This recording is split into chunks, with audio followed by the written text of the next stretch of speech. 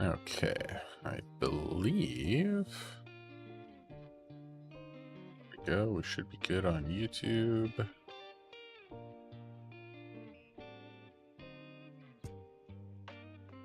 think. I'm also good on Twitch. Just double checking here. Yep, okay. We are. Good, good, good.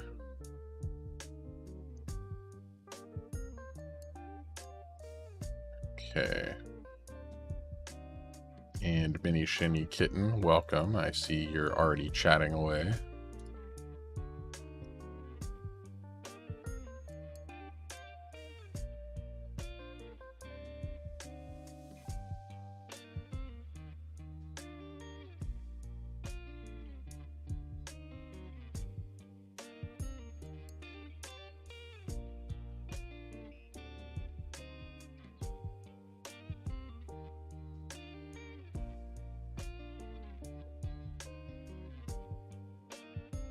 Okay, and back to OBS. Here we go.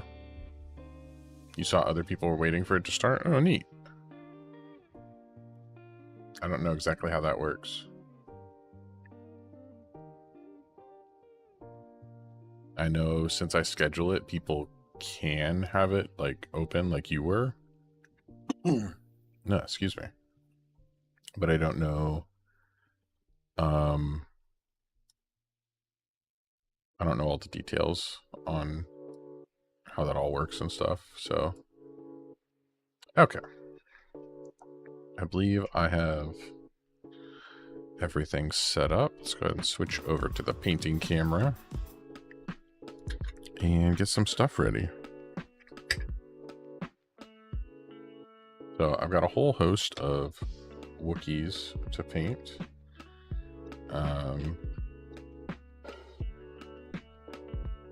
I've never painted any of the Wookiees. So like I've got a whole squad of 6.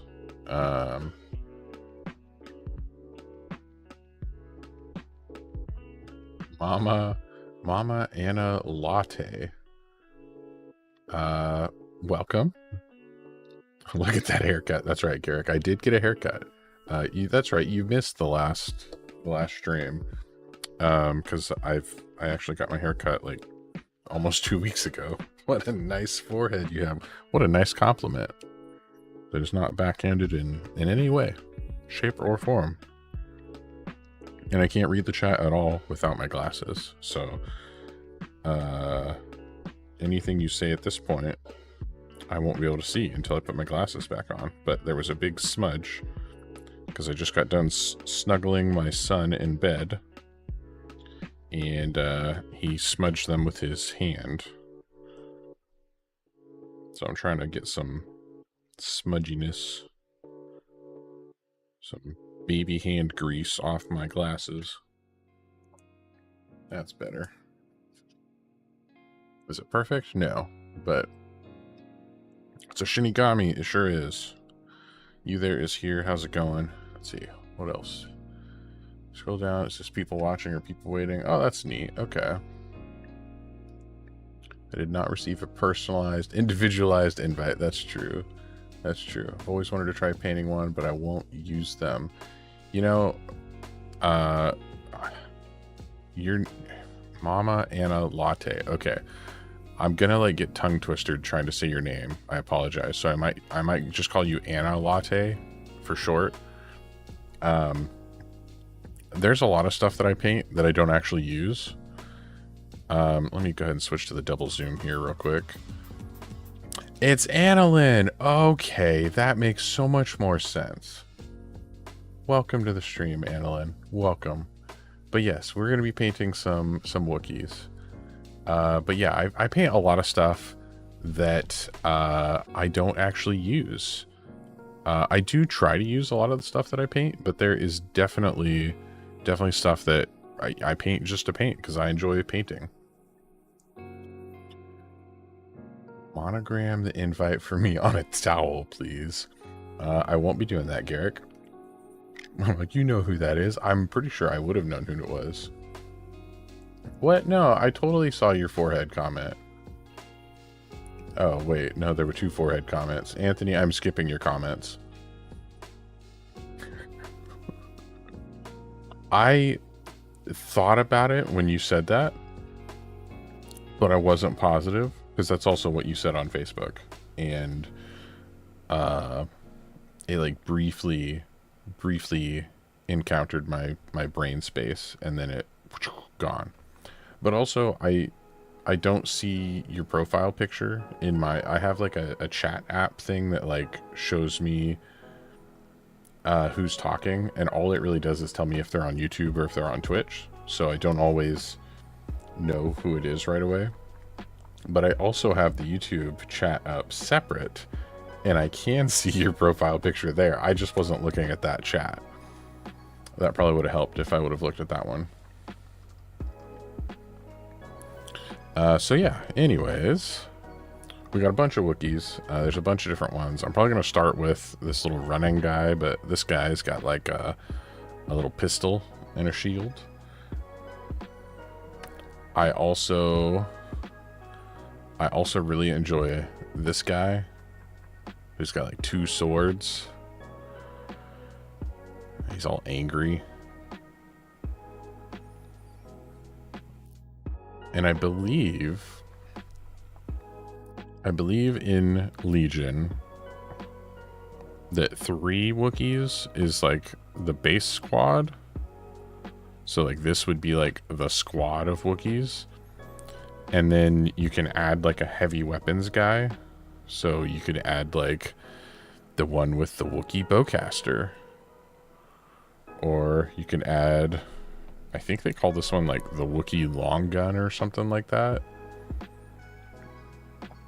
I don't know. It's a very, very complicated name. All technical. The Wookiee long gun. And then this guy with a big shield. Big like tribal battle shield thing that I really like. Because he runs around and whacks people with it, and that's just hilarious to me. But yeah, so let's get started. I kind of want to do... I think I'm going to do some speed paints on these guys' fur. Because I want to try to paint as many of these as I can this evening. You can add Chewbacca now. Ooh, that's nice, because I do have a Chewbacca mini somewhere. I have no idea where my Chewbacca is. I think he's in... It's a canoe for Ewoks. That Wookiee can't fool me. I love it. But yeah, I have Chewbacca somewhere. He's probably in my box with all my rebels, most likely. Even though he can be ran with rebels or Republic.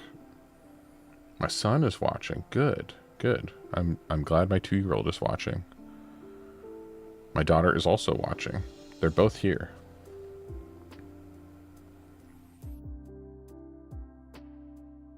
So yeah.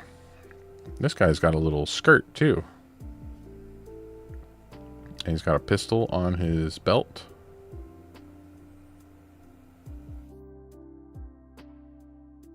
The whole Shinny family is here for the Wookiees. It's true.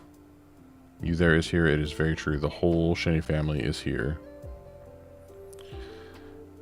He's mostly just yelling, Gecko! That's what he was doing whenever I was up there with him, snuggling him in bed.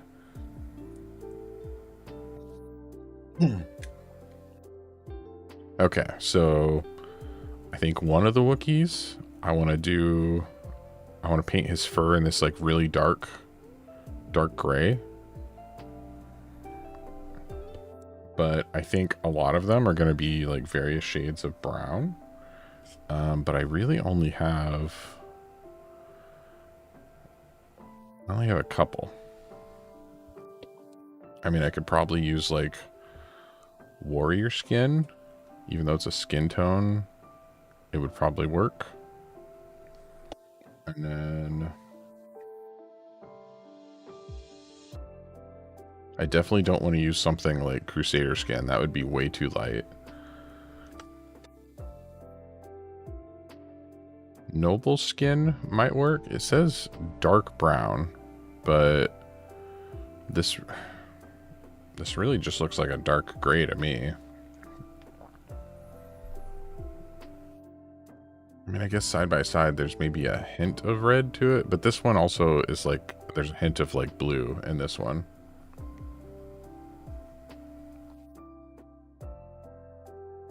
So anyways, I've got a few different colors. I'll probably paint several of them like brown, kind of standard brown. And then I want to pick out some of their details. Like this guy's got like these like punching blade things. Like there's like a little shield thing on the back of his hands. And he's got like a little shoulder pad thing. So I want to paint those in a different color than like what his fur is. And I probably want his little skirt tabard thing to be a different color. And I would like the leather of his belt to also be a different color than his fur. So as an example, like if I painted his fur with, say, satchel brown, I would probably want to paint like his bandolier thing with like hardened leather. Probably. She's spelling wrong. She does that sometimes. And I've got some great other colors, like blood red is actually a really, really nice red for speed paints. What? Most of them, like this guy's got like a little shield thing with his weapon. I'm trying to think of like color combinations before I get started because there's going to be a little bit of variety. This guy being like the leader, I might actually start with this guy. I want this guy to have the nice the dark black fur or dark gray. I think he'll look good. So we're going to start with him. We're going to start with this guy, and we're going to start with some occultist cloak. Green fur. No, offset. We're not. No green fur. None of that. Get out of here. Get out of here, offset. None of that. We don't allow that kind of thing in here.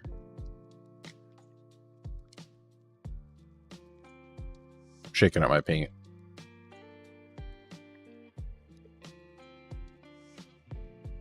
My nice little paint shaker. I also am going to be eating cough drops as if they're candy for the entirety of the stream. 10 purple maybe? No, I'm going with natural vaporwave Wookiee. I'm going with natural colored Wookiees. Just like how you'd find them in the wild. Naturally occurring. And just because you've never found one before doesn't mean they don't exist. They're just like Bigfoot. Oh no, he's sick. I do have a cough. A little bit of a sore throat. It's been going on for a few days. I think I'm towards the end of it, which is good. But it's definitely been annoying. Hair dyes, they do exist, but I want natural, all natural Wookiee fur. Oh man, I wasn't sure if I had a shaker in this one.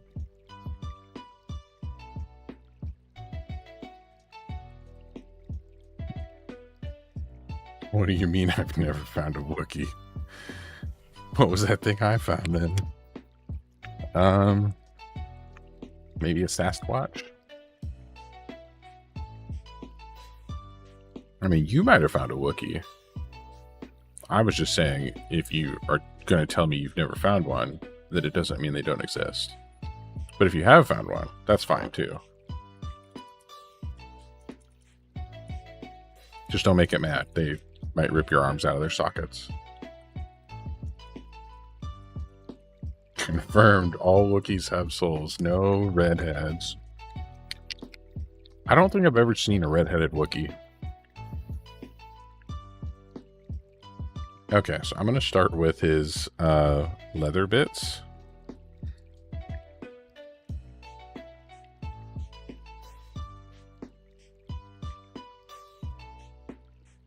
And what's this brush?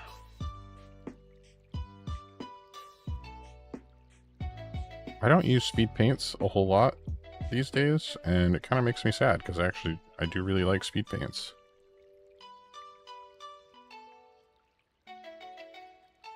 Okay, so there's some detail pieces on his belt that I think could be some sort of metal. But we're going to paint the leather first, and then we will come back for the metal. And it's also okay if I'm a little sloppy with the brown, because we're going to be coming back with the black or the dark gray after. And this brush is like really splitting.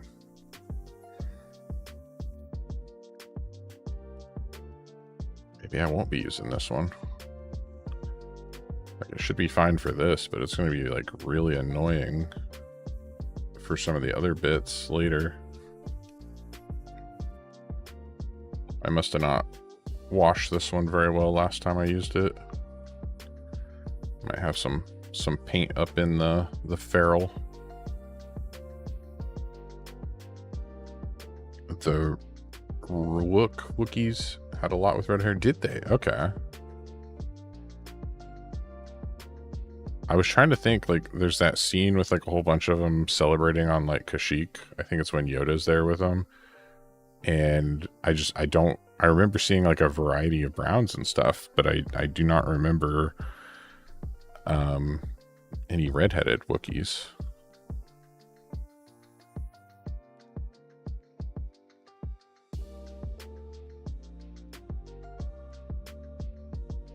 And me being a redhead, you would, think that I would notice that kind of thing. But I don't.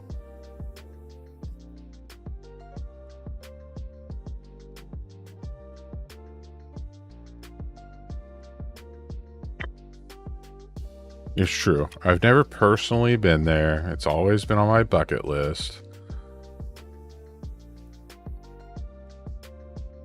I have been there in Jedi Fallen Order, if that counts for anything. That was one of my favorite levels in that game.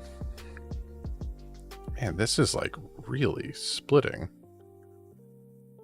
I think I can see some gunk here in the ferrule. So yeah, I definitely did not do a good job cleaning this one last time. I'm going to switch to my other brush. That's annoying. I probably need to go through with like some IPA and like really like do a deep clean on some of these brushes. Did I realize he has ponytails? I did. And I think they make him look extra cute.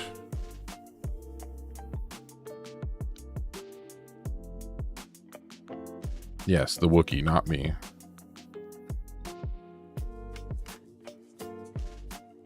My hair is not long enough for ponytails right now.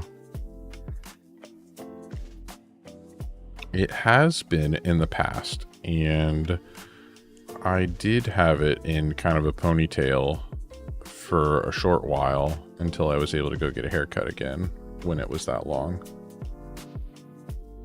But I don't generally keep my hair very long. It gets annoying to me. Gets in my eyes and bothers me.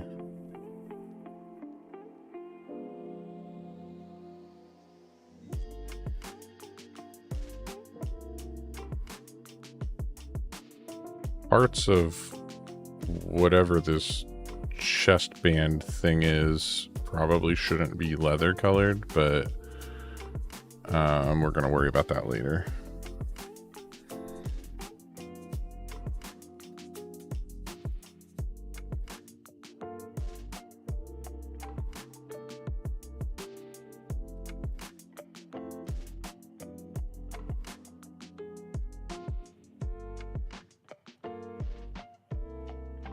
Okay, I believe that's going to be all the leather bits on this guy.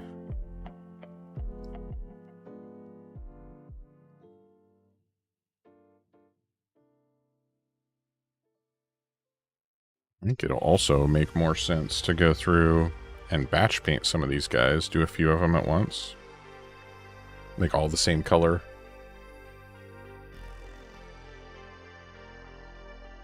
take care of all this, all the leather bits. I don't often paint multiple models on stream, so I hadn't really like thought about that or like really planned that out, I guess.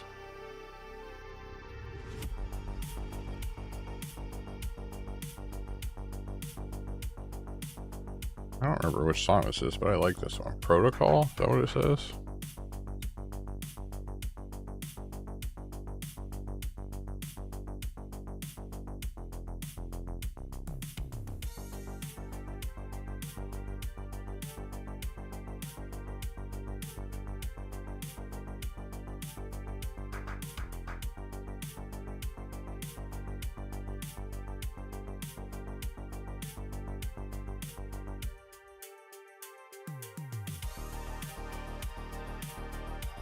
You like this one too? Good.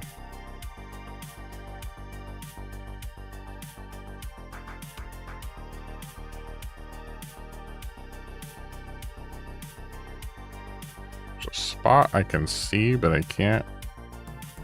There we go. It's like I don't know if I can actually get to it with my brush.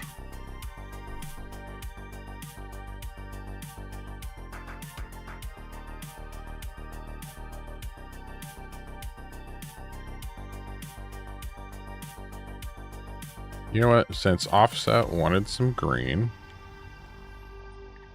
I think his little armor plate things could be green.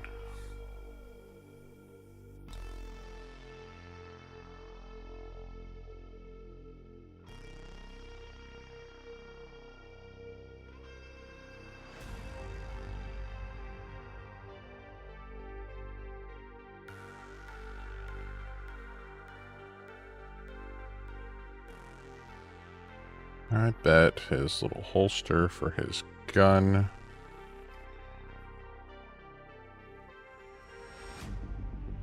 Some sort of leather.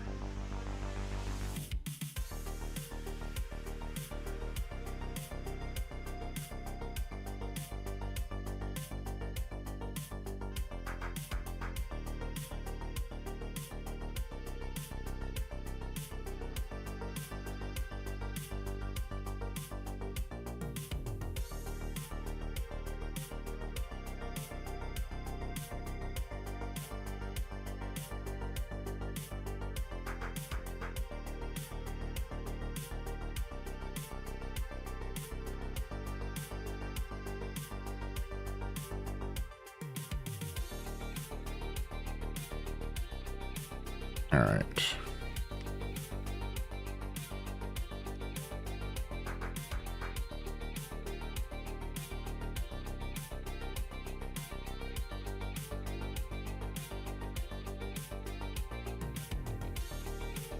I really like this hardened leather color too. Like this is a color that Army Painter did really well with, in my opinion.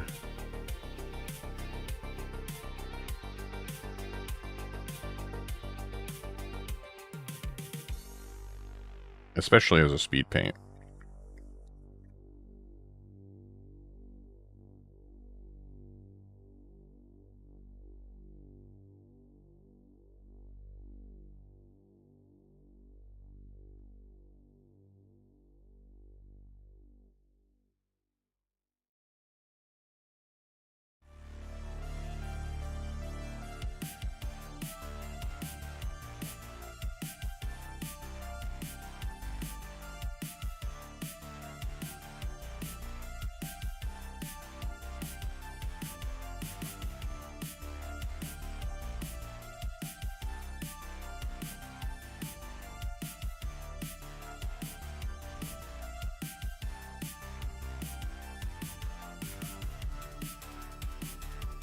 Give your favorite song on that thing.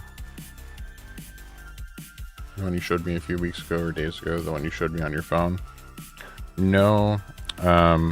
So you can't play, well, I guess technically you can, but you can get in trouble for it. You can't play what they call copyrighted songs So any music that is like what you would normally listen to on like the radio and stuff, you can get in trouble if you play that kind of music on YouTube and Twitch. Like if you don't own the song. Whoops, I got some on his shoulder pad.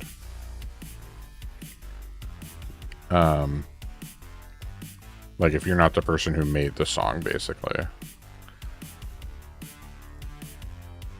And so I only play what they call royalty-free music.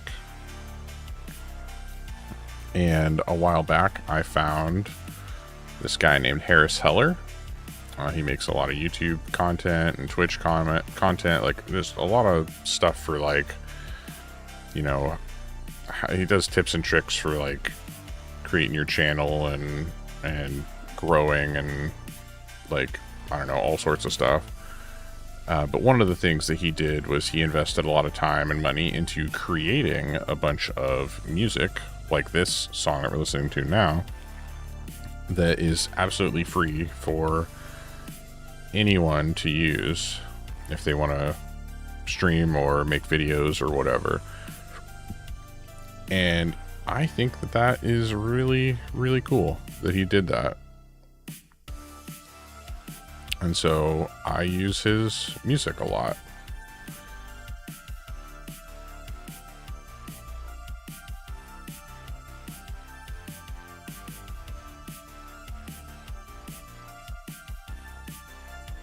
So I think I'm on his, usually I'm on like the lo-fi playlist, and I feel like I'm on his, I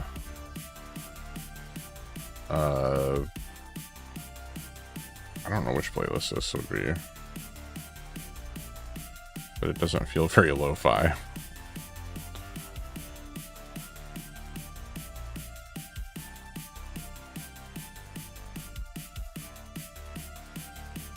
Okay, actually I'm gonna go ahead and check that real quick because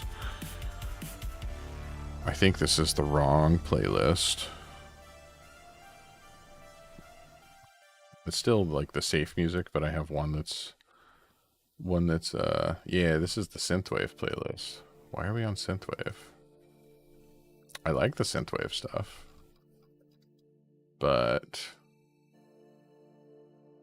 his lo-fi stuff I think fits my stream better most of the time.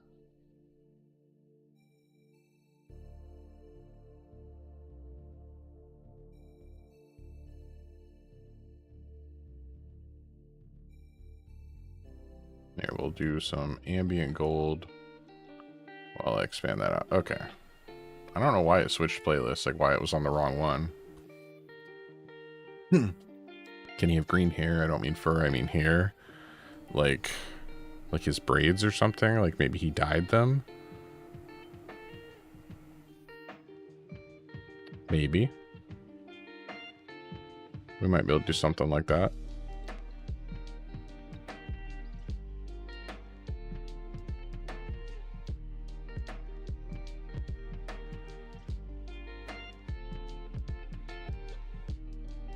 Yeah, I'm gonna make some more progress on one guy. I could batch paint a whole bunch, but we're gonna go back to this guy. So now most of the brown should be pretty dry. Yeah, I like that hardened leather quite a bit. It's such a good color. So we're gonna go ahead and grab the occultist cloak. This nice dark color.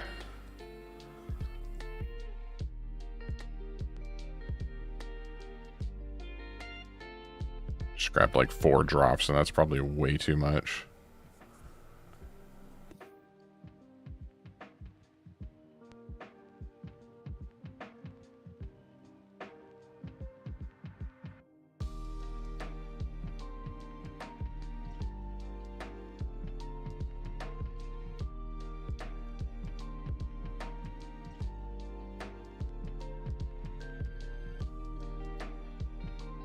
Well, maybe not. He's got a lot of surface area to cover here.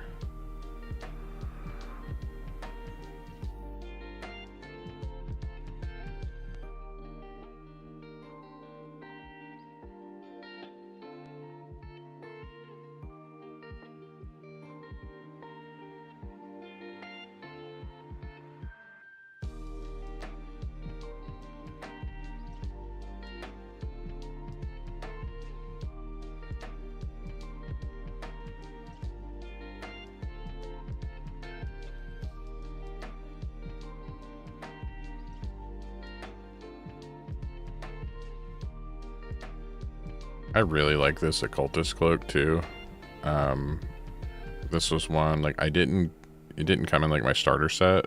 Like I went and bought this paint separately on its own because I really liked the look of it.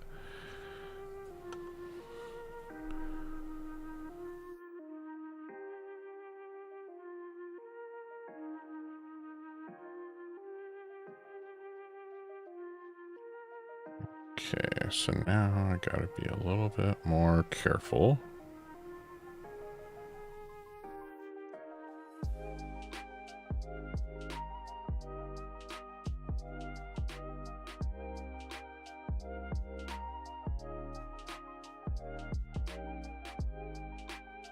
Am I going to leave the base blank?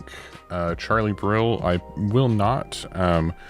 I will most likely paint it with some sort of coloring, and then I will probably go back and add some like foliage of some kind. Like I have some grass tufts and things. And I actually just recently picked up some like alien grass covering stuff from Gamer Grass, I think is the company. And I was thinking I might try those. So I've got like some purples and blues that I thought would be interesting to kind of really make it look like he's on some sort of alien planet.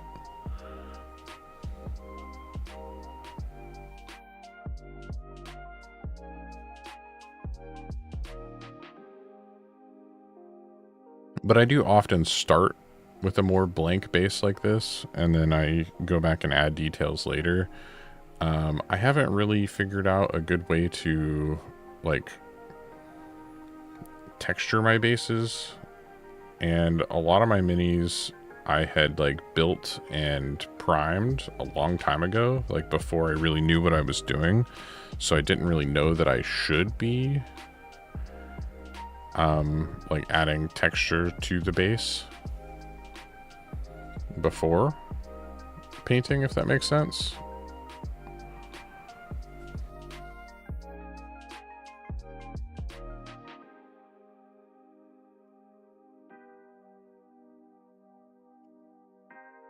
So the simple answer is no, I won't be leaving it blank.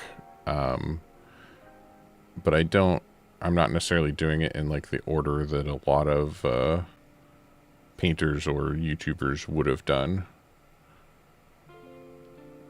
If I was to do it differently now, I probably would have liked to have added some texture to the base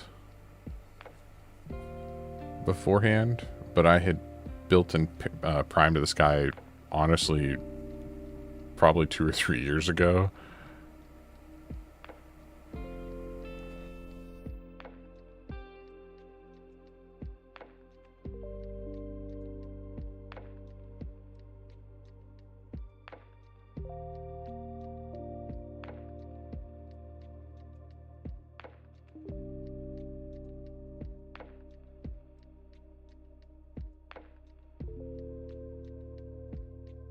I like this occultist cloak. This was a good color choice, I think.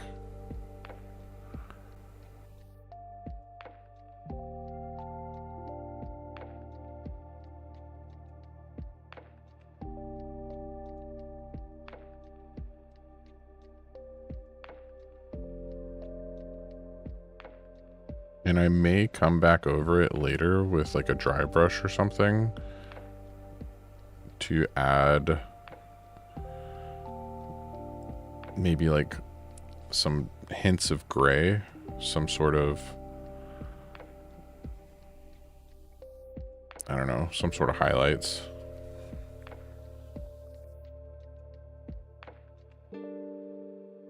You know, at first I thought this was going to be like way too much of this paint. Like when I put the like 4 drops in or whatever, I was like, oh, that's too much. I don't need that much. But I've used most of what I put out there.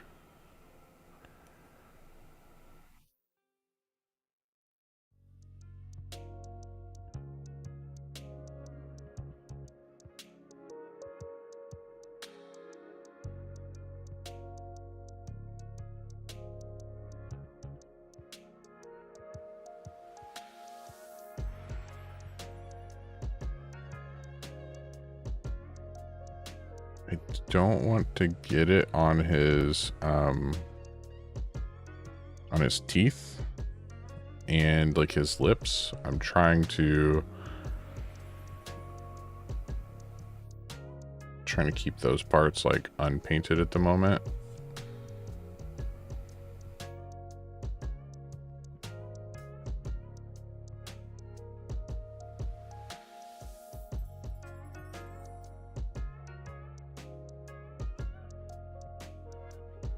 And maybe his nose too. I don't. His nose should probably be furry. Maybe. I don't know. I'm making it up as I go. You show the minis I painted last week for those who weren't there.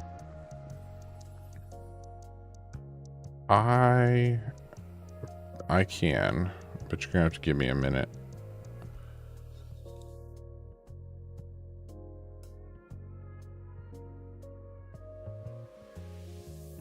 Mini Shinny painted a couple of minis. This would have been not this most recent Saturday, but the week before Saturday. So 2 Saturdays ago, basically. I like that occultist cloak. That's a good color. Set him aside real quick. Let him dry for a bit. Has to have green hair somewhere. I'm thinking it would be interesting on maybe this one that's like running, if he had like dyed some streaks of green, or he doesn't have any of the braids or the like dreadlocks. Do either of these other ones? No. Okay, so one of these two, maybe this guy with the 2 swords, maybe he's dyed his like dreadlocks green. That would probably work. That'd look interesting. All right, time for another cough drop.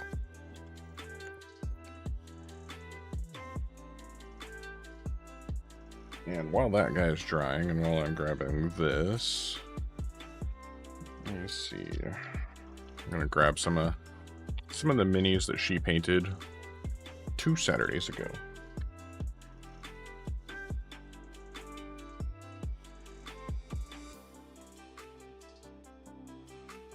For those of you that missed last week's stream, always getting sick. That's true. It's true. I am. So first, she painted this dog. The model has some like scratches on him, like he's been in a fight, and so she did a really good job painting the scratches, and she added like some blood and damage marks. And then she wanted to paint the base, like she wanted the different bricks to be different colors and stuff. And there's like a little puddle of water here, so she painted the water. I think she did a pretty good job. And she painted his nose and his eyes and a little line for his mouth. Like it's kind of hard to see, but she took her time with this one. And she's only 8, so I think she did a really, really good job. And then she, and this one was Hank, who kind of looks like our, what kind of dog is Hank? He's a foster dog. Is he a lab? Is that right? I feel like he's a lab. That sounds right. And then she painted this one, kind of the cinnamon color. Supposed to be like our dog Butterscotch. She also painted the eyes and the nose on this one, but she didn't really want to add any more details. She got to this point and she was like, nope, that's all. Is he a cow dog? I always call him Hank the cow dog. It's you again. But yeah, so she painted this one after Butterscotch. I think she did good. She also painted a little tiny fox guy. And this guy, this is like a Pathfinder mini, and he's like extra small. Do I remember those books? Heck yeah, Hank the Cow Dog. I read them all the time as a kid. Like this dog is already small. Like next to this Wookiee. Like, I mean, these are small minis. And she painted these. Like, she did really good, especially considering how small they are. She also painted, there was a little like some sort of badger or something. I don't actually know what this guy was. Maybe a Wolverine. But she painted him. She kind of rushed through a couple of these, I'm not gonna lie. She painted this bat who's on like a tree trunk, I think. But she painted the bat, and she painted a couple of these. These models were actually, the box labeled them as hellhounds, but she wanted them to be werewolves. So this is a werewolf, and she painted like some wounds on him. She painted his eyes and his nose. She painted the red inside of his mouth, and she wanted this one to be brown. And then she wanted this one is like, I think she said they were like linked. So if this one got hurt, this one also got hurt. So she was trying to paint the same wounds on them, but she wanted this one to be gray. She actually did paint gray on here on top of some of the white. Excuse me. Because she wanted it to look like the pale wolf from Minecraft. Was what she told me. Oh yeah, and he has a big red mark on the side of his face there. But yeah, she painted quite a bit. She painted like all of those in the time it took me to paint like 3 clone troopers or something like that. Oh, and she started on this Mandalorian guy, and so she started painting some details on him, which I also think she did pretty good. Clear bases are cool. Makes the model stand out more. I do like clear bases sometimes. Like on these guys, especially when you're like in like D&D or something, like if you're playing with like a battle mat, I think the clear bases are really nice. And some people even will use clear bases for like Legion minis, but I like to put details on the bases. And so I don't know, it depends. I've seen some clear bases for Legion that look really good, but a lot of times I want to add details to their bases too.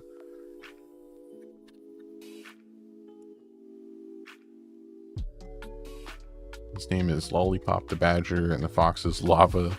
The brown werewolf is named Death, and the pale werewolf is named Die. Oh my gosh, I love it.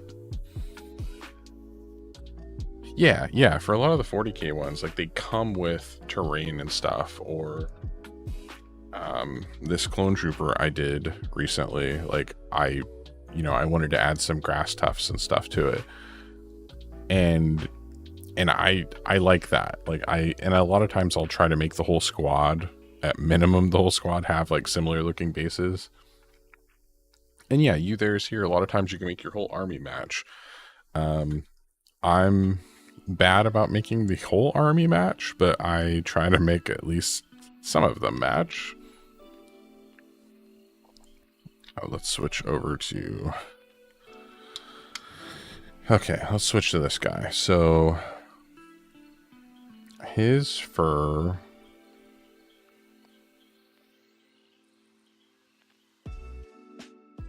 I think I'm gonna paint his little skirt thing red, but should we try satchel brown, noble skin, or warrior skin for this guy's fur?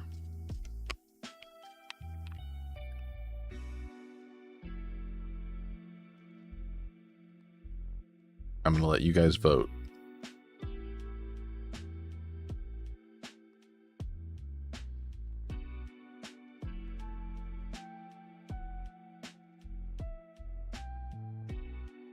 I'm thinking Satchel Brown would probably be pretty close to like normal Wookiee, like Chewbacca dark fur.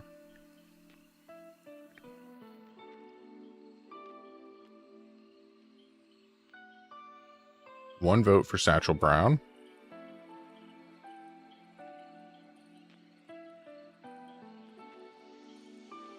Warrior, don't make him a man purse, and Wookiees are not noble in that sense. Well, some of them are noble. They have a king, right?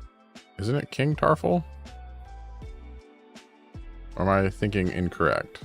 Warrior. Oh, great. So 2 votes for Warrior. Blood Drunk Bruce, welcome. Welcome to the stream. There are some Wookiees. We're currently in progress. We're voting on which color to paint the fur on this guy here. I love his little running pose that he's in. Like, this is a very dynamic looking model. I like this a lot. But I've got 2 votes for Warrior Skin, 1 vote for Satchel Brown, and a vote against Noble Skin. So I think I'm just going to set that one aside for now. I've already painted 1 with Occultist Cloak. He's not quite done yet, but we're going to come back and add some more details to him. I'm letting this dry while we kind of move through some more. I'm trying to get through several at once tonight and see how we go. Satchel Brown with Warrior Skin patches.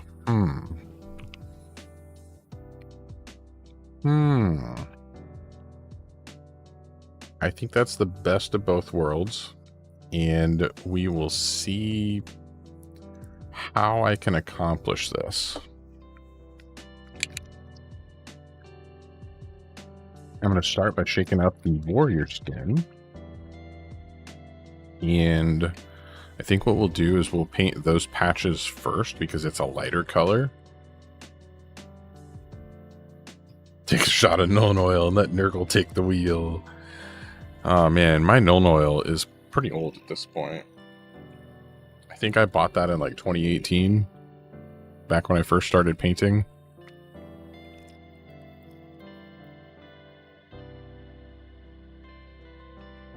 And I've not spilt it yet either, but I don't use my Citadel paints very much anymore.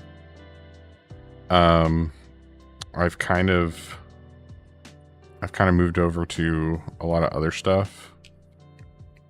And not just Army Painter, I have Vallejo as well, but I do really like a lot of the Army Painter paints. Tonight is probably going to be mostly speed paints. Maybe not entirely, because there's probably a couple of things that I'm going to want to paint with normal acrylics, but I'm trying to get through a good amount of stuff with speed paints. Collection of like 120 Citadel, but same, I've started moving toward Pro Acryl. I also have a handful of Pro Acryl, with my most used one lately being this Bold Titanium White. This stuff is just amazing. And I'm so glad my local shop started carrying it. It is very light.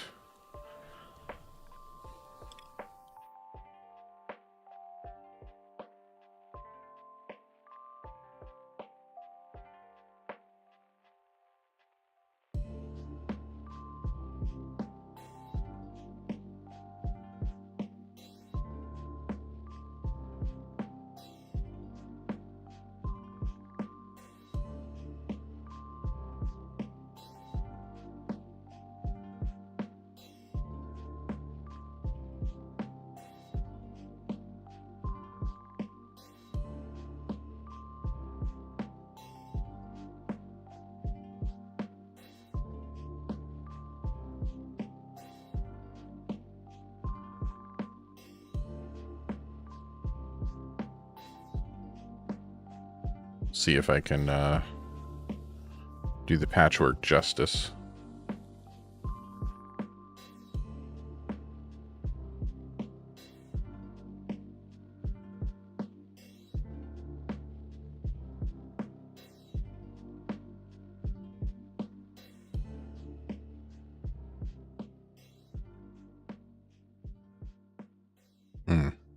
And then, oh, sorry, I was holding him a little bit over to the side. I'm thinking a nice little lighter area in like the middle of his head.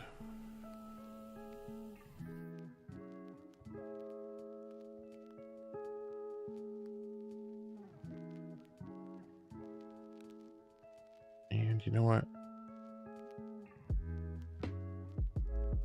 On his beard too.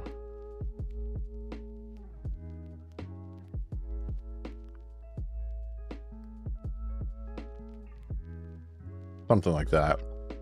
You commend me for holding at eye level instead of going full shrimp. I think I would kill my back. And so early on when I started miniature painting, I raised my desk even taller than I normally have a desk. And I made sure that I try to hold my arms like up in this kind of triangle position. I try to sit up as straight as I can. And it seems to let me paint for quite a while without, you know, hurting my back or anything. I forgot to paint this shoulder bandolier. Is this... I think I still have some hardened leather on here, but I don't know. It looked like it was starting to dry out, but it seems to be letting me paint.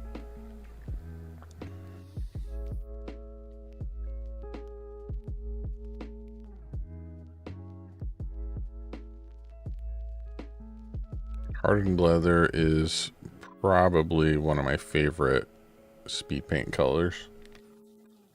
So I don't have any Wookiees, but with their recent points drop, I may have to get a few for my Republic army. That's actually one of the reasons I'm painting them, is because of the points drop. I've had these guys for years and they've just been sitting in a box because they never really seemed to fit how I wanted to play. And they seemed so expensive points wise. And with the points drop, I'm like, oh, hey, I would like to give these guys a try. Never played a Star Wars tabletop, but I have tons of their minis. Painting them is so fun. I love Star Wars Legion. I've played 40K. I've played some of the one-page rules stuff. I've tried out Infinity. I've only played one actual game of Infinity so far. But me and a buddy split one of the starter sets to try that out because the minis are so cool. Like I really wanted to try that one based on the minis. The rules feel very complicated, but they're neat. And I think if we play it more, we will kind of get the hang of it. But some of the rules, we were just like, what? And it's been a bit since we played it, so I can't give you a good example of how it worked. But like camouflage and like incognito are both different rules that mean different things, but they kind of work similarly. But anyways, I love the alternating activations in Legion. I like how that type of game flows more than the like I go you go in 40K.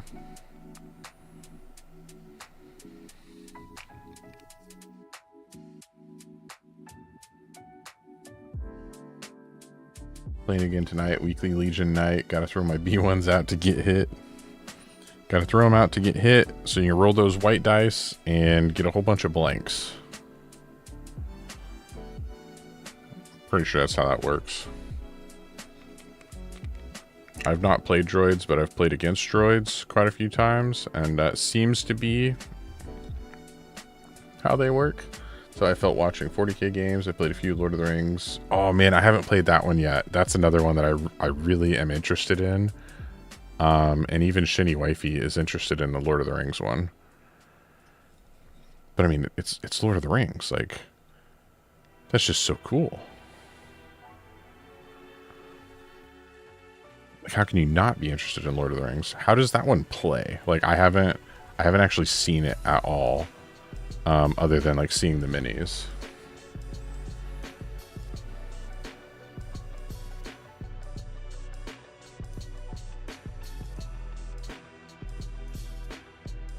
Satchel Brown is dark.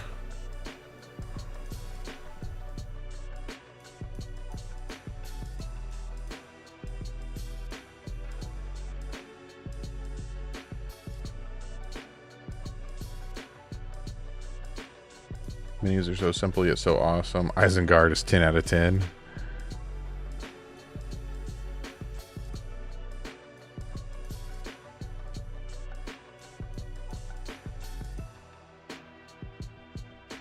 Trying to make sure I don't like accidentally cover up like the patchwork areas that I've like already done. MESBG, Middle Earth Strategy Battle Game, is that what that stands for?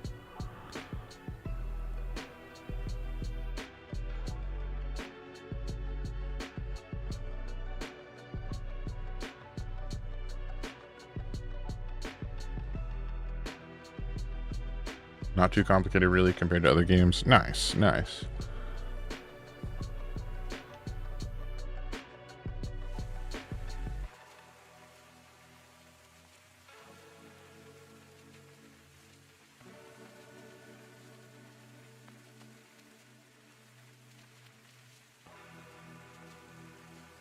Dang it, the app just stopped scrolling. There we go. Okay. It's also less I go, you go, but not alternating activations. They hit that somewhere in between. I wonder if it's kind of like how Infinity does it then, because theirs also was like not quite alternating activations, but like the Defender had ways to like react to things, if that makes sense.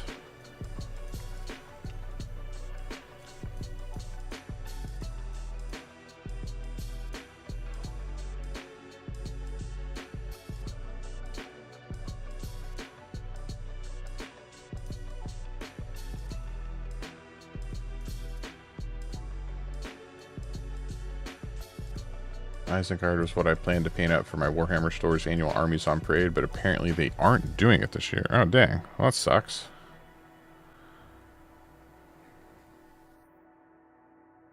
Yeah, Mini Shinny, Offset is probably playing a game while he watches, which is perfectly fine, by the way. Unless you're Offset, then it's not fine, but for anyone else, it's fine.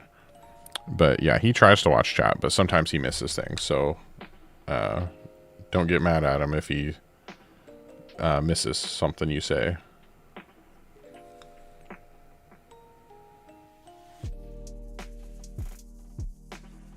Accurate. I don't know how Infinity did it. I still have a... Gosh, why is the thing a Balrog to paint? Ooh. My like chat app is like not scrolling all the way, and so like it keeps cutting off. Like if a message is like 2 lines, it's like scrolling part way down but cutting off the bottom line.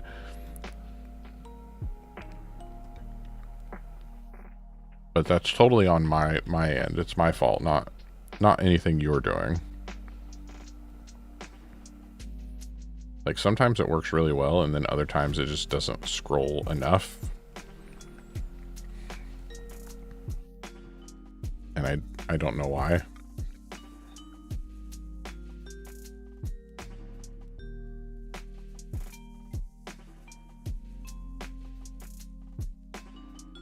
So Infinity is kind of an I go, you go. Like each person has their own separate turn phase. But like on the opponent's turn, like when they do something, you can take like a reaction to certain things. Not quite everything, but there's a lot that you can like react to.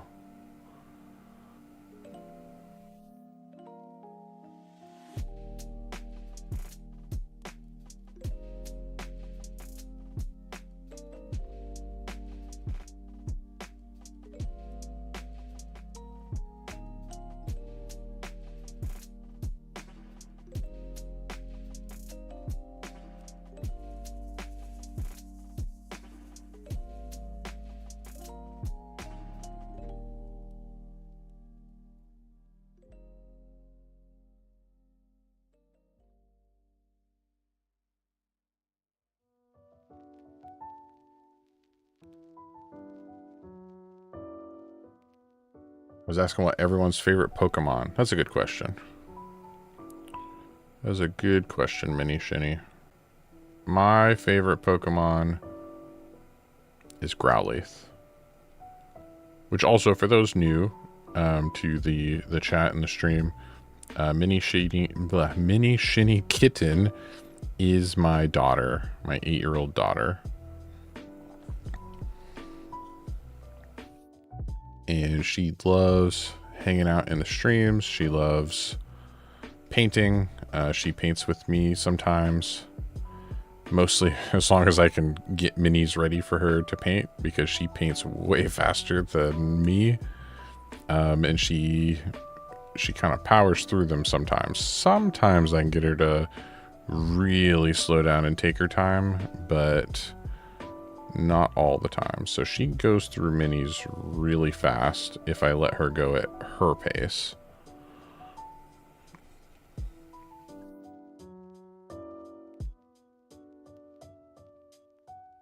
Ride-On, that's an interesting one. I do like Ride-On. Ride-On is really cool. Mine is Growlithe offset.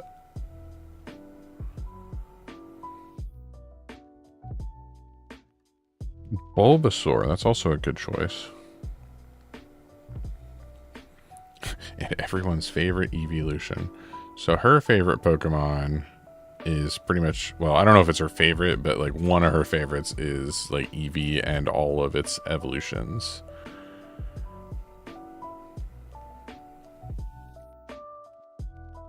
I think this patchwork actually does look pretty cool.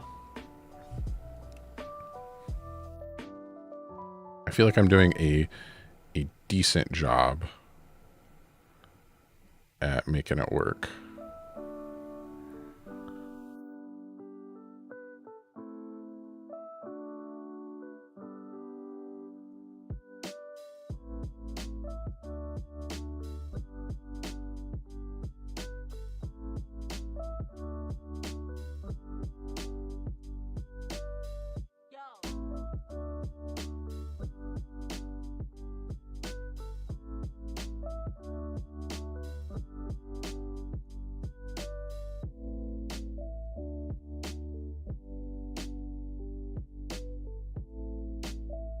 Normal Eevee. Wait, you hate me? Is that what you said? Offset? Wait, is yours also Growlithe? Don't tell me that. Offset. If that's what you tell me, I have to change my favorite Pokemon. That can't be my favorite anymore if yours is Growlithe. That upsets me so much. Offset and I have had like a long-standing feud for basically our whole lives, as long as we've known each other, which is like almost 20 years, something like that. I don't know. Wait, no, longer than 20 years. Almost, probably like 25 years.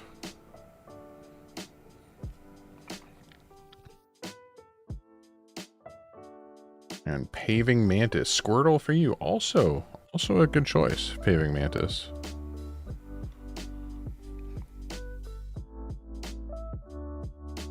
Squirtle is a very good choice. Often in the originals, red, I had red and then I had yellow as a kid. I never actually owned blue.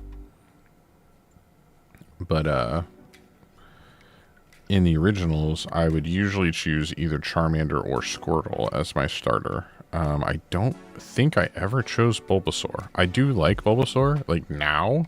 I did not as a kid, though. I did not think Venusaur was cool. I liked Bulbasaur. I did not like Venusaur. And I guess in yellow, you didn't really have to choose one of those three, because you got Pikachu, and then you got all three of those others later.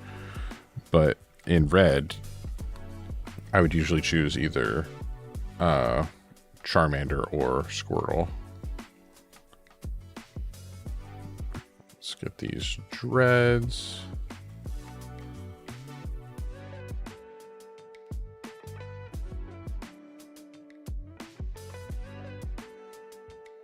You're not sure if I'm saying Growlithe?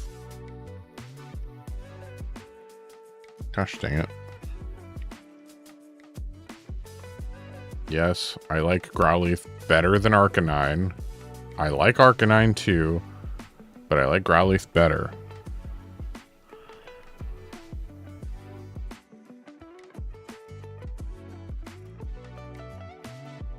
And I'm very upset if you also like Growlithe.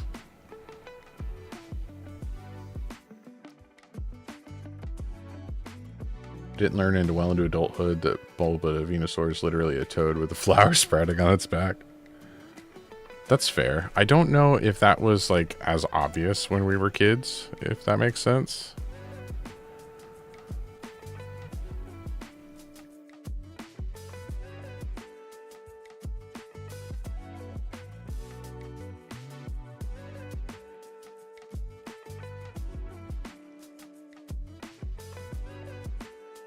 Trying to get like the underside of these dreads. I say it weird. How do you say it? Are you saying like Growlithe? I say Growlithe because it's got an I. Growl and then Lithe. I guess that spells like lithe, not leaf. I never watched the anime, so I don't know how it's supposed to be said. I didn't. Okay, I say I never watched it. I watched the anime up until, it's like, I don't know, 5 episodes in. As soon as Ash trained Pikachu with like a water wheel so that it could beat Onyx with like a thunder shock, I was out. I was like, nope, that's not how it works. I hate this show. And I literally never watched it again. Growlithe is how I've always said it. Yeah, with an E. That's how I've said it. I don't know if that's correct, but that's how I've said it.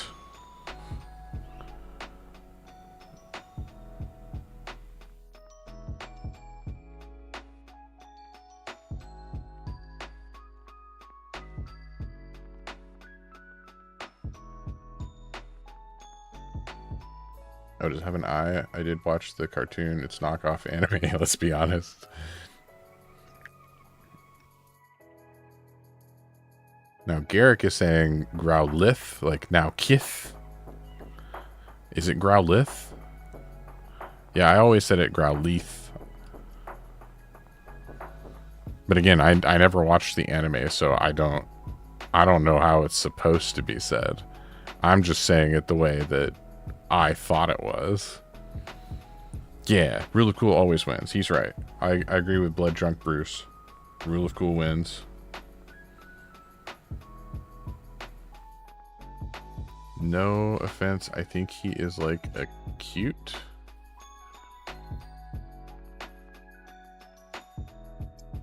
Ash was like 10, so he didn't know either. Ash is always like 10. Yeah, I have no idea if like the English dub is wrong or close or anything. Pokemon you can snuggle when you're hurt. That's true. Growlithe or Growlithe, either way, is definitely a Pokemon you could snuggle. I just thought he looked cute. And I actually had a dog, a red dog, very red dog. Like his hair was very red. And I almost named him Growlithe when I was a kid, because I was in high school whenever I got him. But at the time I was more into Naruto, so I named him Akamaru. Howdy, Dragon Craze. How's it going? Welcome. How you doing tonight? Very acceptable. He was such a good dog. I had him. He lived 19 years.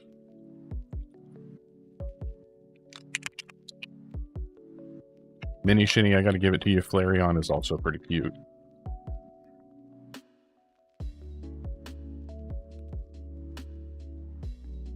Oh, you did ask about the EV evolutions earlier. Umbreon is my favorite EV evolution. Favorite Naruto character? Go. Kiba.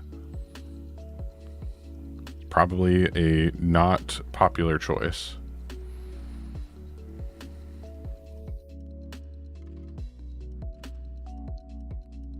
I don't even know if I have like a good reason of why he's my favorite.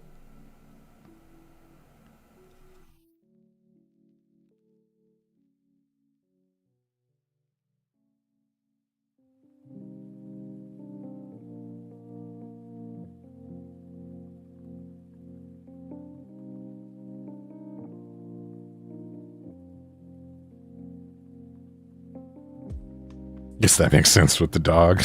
It's all clicking together now.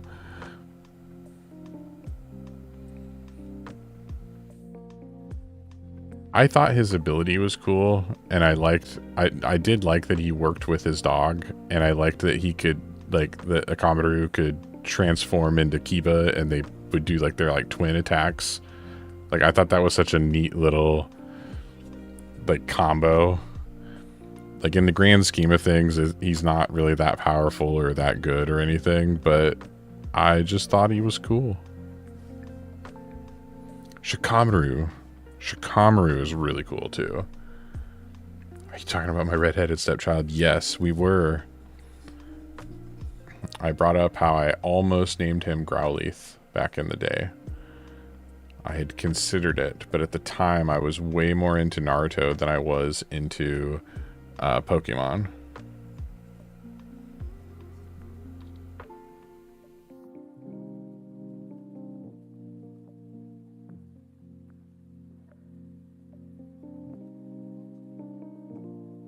Gonna get up under his skirt there. It's very important to paint under the skirts. It's a very vibrant red. Holy moly. I love that blood red. But yes, Shinny Wifey, we were talking about your redheaded stepchild. We had that dog forever. Like, I got him in 2005. And he only just passed away a couple of years ago.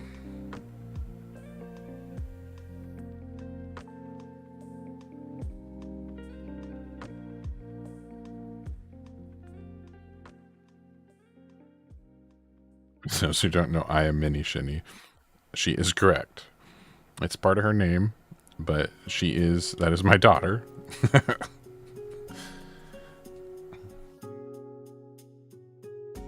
Okay, I'm thinking for their, like, armor plating things, I'm going to use this, like, really dark Absolution Green. Would have been a great name, too. We had too much fun with the name Akamaru, though. We did. We had a lot of fun with that name. We made so many, like, nicknames. He had so many nicknames. I mean, we had him forever. Like, we moved into this house back in 2012, and we had him. I'm trying to think when because, like, he stayed at my parents' house for a little while before we got married and everything, and before we had, like, moved into her parents' house, while we saved up to buy this house. So I'm trying to think exactly, like, it was like, I don't know, 2009 maybe when we brought him home. And then maybe 2010. And then we would have, we had him until the very end of 2023. Is that right? Maybe it was 18 years. I think I grabbed too much green. I was not thinking. I was trying to do too much math. Either way, though, he was a fantastic dog. We kept thinking that he was going to hang on a little bit longer. We thought he was going to wait for our son to be born. But unfortunately, he did not. Need to get your Legion Army ready for tonight. Nice. Definitely go take care of that. You said you're playing droids tonight?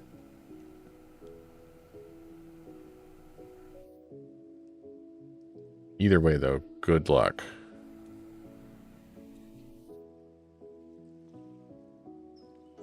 Definitely missed some spots on the fur. I'll have to come back and fix.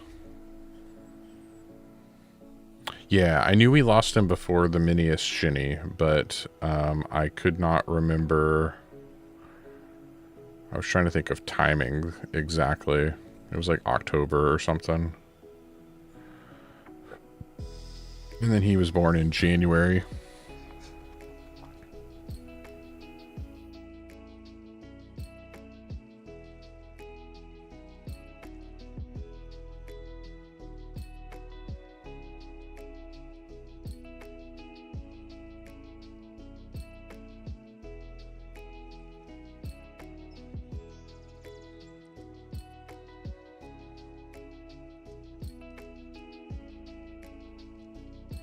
There's going to be some pretty vivid colors for some of this.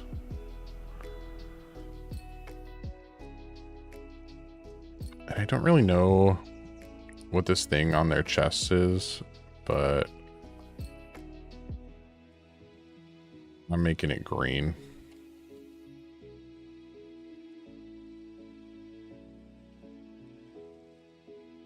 Because it kind of looks like it could be some sort of big gem thing. It's probably not, but it's armor, isn't it? It probably is. But I was going to paint like the outer edge in like metallics, but then make that little round part in the middle green. Because like he's also got one here on the back. And I don't know, it kind of looks like a big gem or a shield or something. I don't know. I'm just making it up as I go.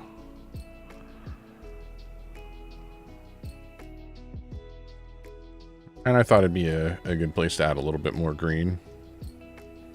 Phaedros X, how's it going, man? It's been a while, hasn't it? It's been a while. I have been back to painting for a little bit now, but it's been a while since we've chatted. Welcome back. Glad to see you.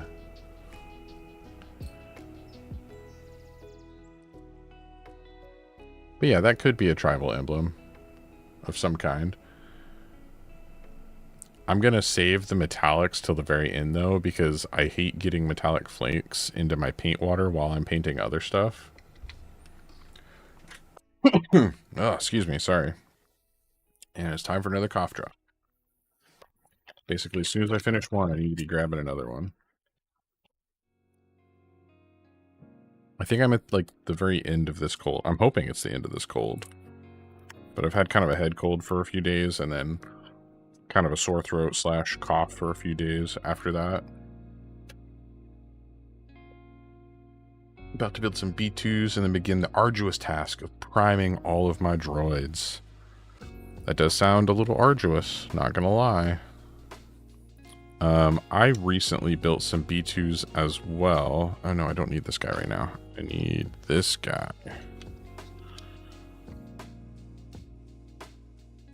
Let's rinse that green out. I could go ahead and paint his armor green.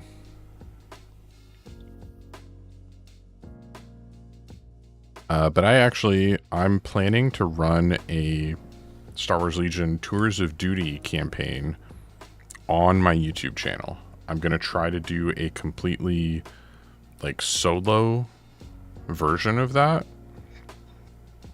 And so I actually went and bought the Separatist starter box so that I would have enough droids to play against, because I'm going to run a custom clone army against them.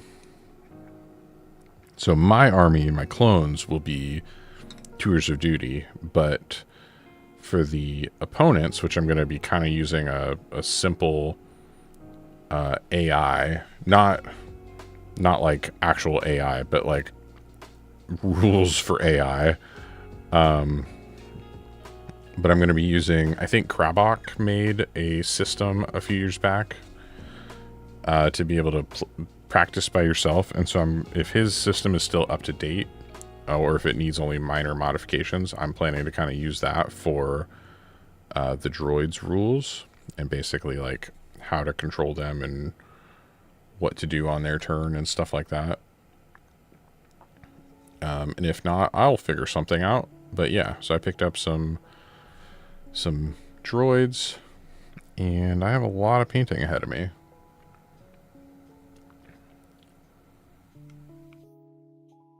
Yeah, luckily with the droids, both B1s and B2s, the painting itself goes pretty quick. Assuming you're kind of sticking to like standard colors and stuff. How am I coming along with the rules for my AI? I haven't checked to see if Kravok's rules are up to date, or if his old rules still work with like the new version of Legion. It's not up to date. Okay. Sorry, I didn't read fast enough there. So I could probably make some modifications, or I have some ideas because I've played a few other solo games like 5 Parsecs from Home, and I've played like the solo version of One Page Rules has like a Grimdark. No, not the Grimdark one. There is a Grimdark one too, but there's a Age of Fantasy quest, and it's like a co-op dungeon crawler thing, which is pretty neat. Oh man, droidicas were a nightmare. Droidicas were a pain to put together. Jackas are a rite of passage, it's true. And the old B1s are terrible. I'm gonna have people vote if I should bring my big Jolteon in here or not. Vote starts now. Mini Shinny is voting if she should bring her Jolteon plushie in. I'm assuming to snuggle in mom's bed. B1 PTSD flashbacks. The new B1s are so much better. They're still probably like slightly more parts than they actually need to be, but they are way better than the old ones.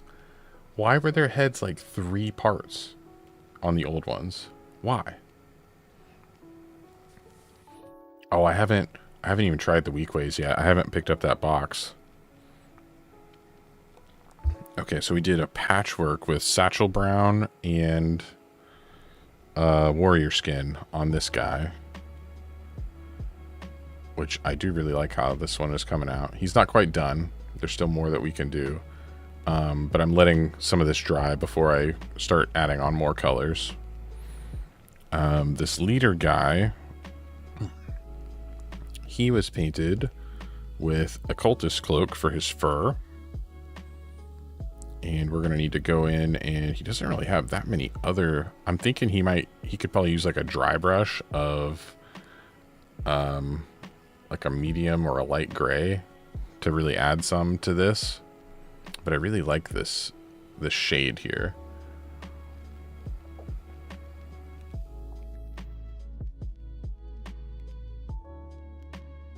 I'll eventually pick up the Wookiees. I have a Hondo from the preview box already, so I can build the alternate captain. Ooh. Yeah, I don't have Hondo yet either. Yeah, that's kind of what I was thinking, was just a quick dry brush on a little bit, even if it's not over the whole model, but just like on, like, I don't know, on his face and the top of his head, maybe on his shoulders, like just where like the light is hitting the most. Maybe on this leg sticking out or something. Like, I think that would look pretty good. I'm also thinking, so this shield is like very tribal looking. I think it would be good to use this Aztec gold, which is kind of a gold metallic, but it's a greenish gold. I think that could look really good on there. And then his green would look...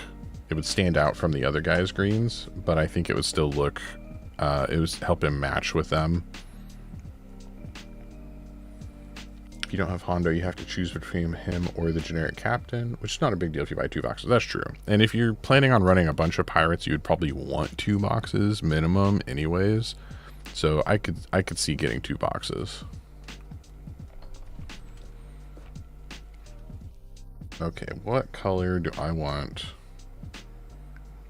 I'm going to try this guy completely in this warrior skin. This light reddish brown. I'm going to try that. We'll see how that looks.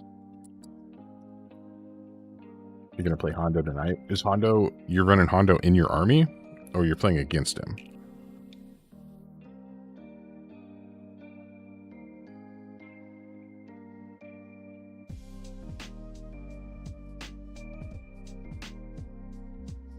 Sorry.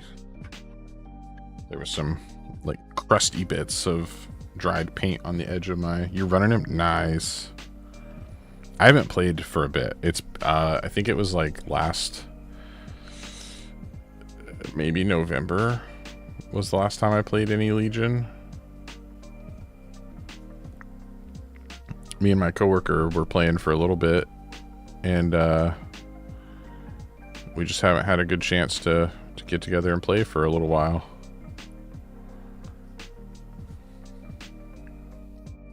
Unless you change your mind, maybe it won't be profitable. I love that. His rules looked so ridiculous because they're like kind of gimmicky with his like what point value of card you play and stuff. But I love that because it fits him so well.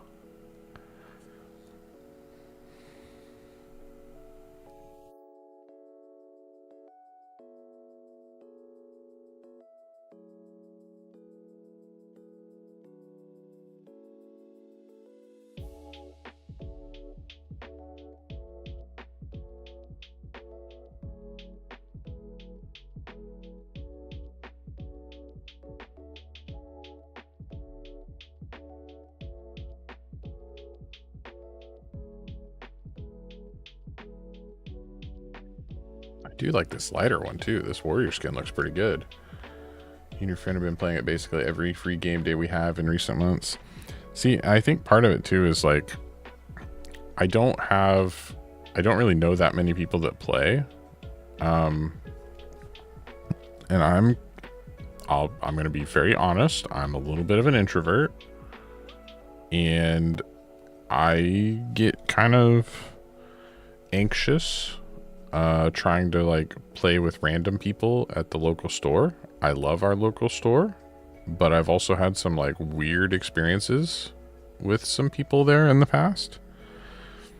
And a lot of times I've also had experiences where people are being like ultra competitive in like, the heck was that? That almost sounded like a firework going off. But yeah, they're being like super ultra competitive in like just a random meetup game on like a Tuesday or something, right? And I'm not like, I mean, I guess if you know ahead of time, like if both of you are like, hey, I'm bringing a competitive list, you know, let's try really hard. Let's try this like new meta or something. That's fine.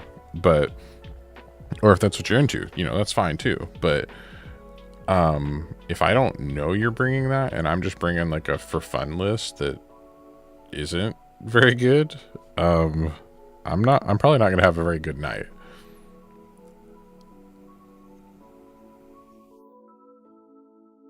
Because I definitely play for fun more than I play for competitiveness. Oh, your Bluetooth speaker fell. Okay, that was really loud down here. So I always try to play with people I know as much as possible, instead of,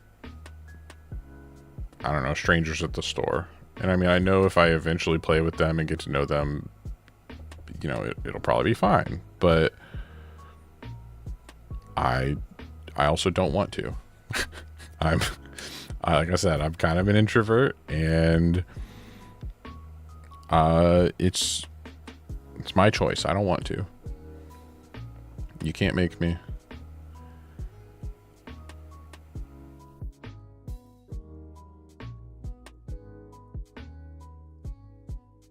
There's a pregame conversation too. That's true. That's true. I do need to have those pregame conversations, and I don't always. And granted, it's also been a little bit since I've tried, so that's, you know, partly on me right there. But yeah, those pregame conversations of like, hey, what's what are you planning?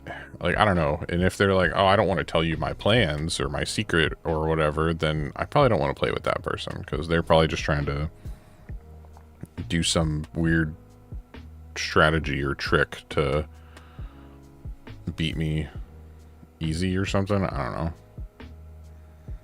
Which, I don't mind losing. I don't care if I lose. I'm not a sore loser.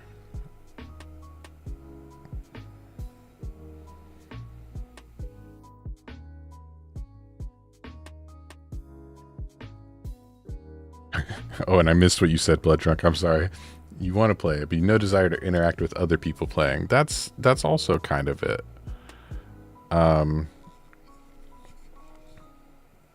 Some of our local crowd is also how do I put this nicely? Unique. Some of our local crowd is very unique, and that's not a bad thing in its on its own or anything, but sometimes I just don't want to deal with that either.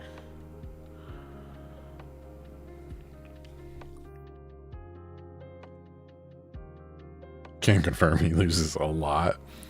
He's never even played against me in Legion, but I probably do have a higher than average lose rate.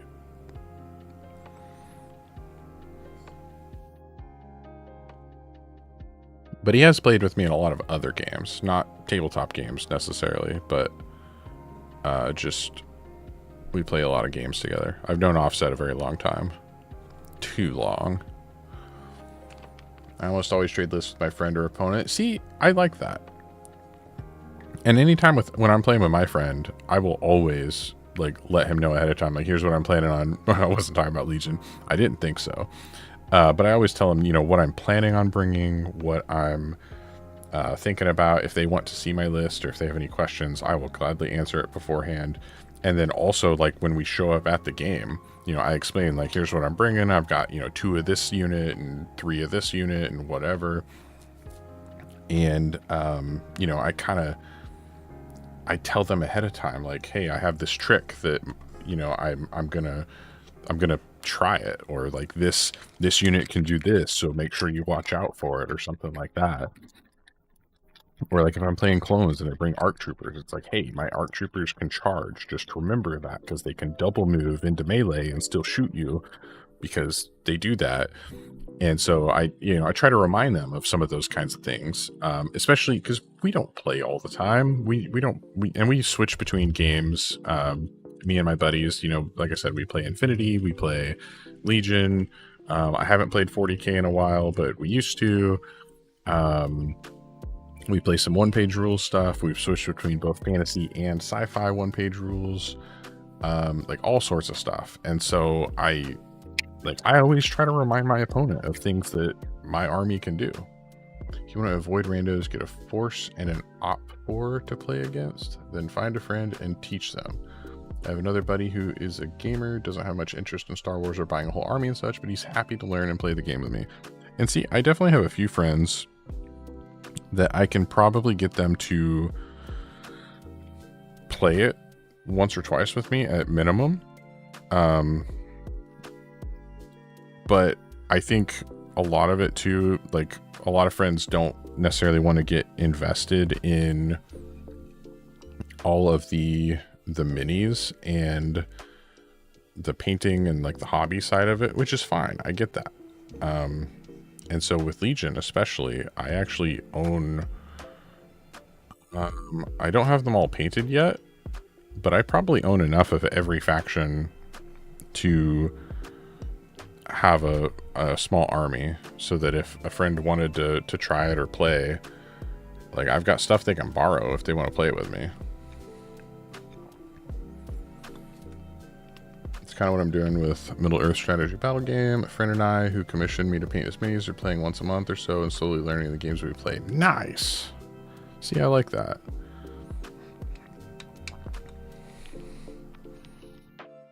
Oh, and I guess I should have mentioned what I'm doing here. I've got some pallid bone speed paint, and there's a couple of spots that look like they're like wrapped in cloth, and so I wanted to get those while I was thinking about it.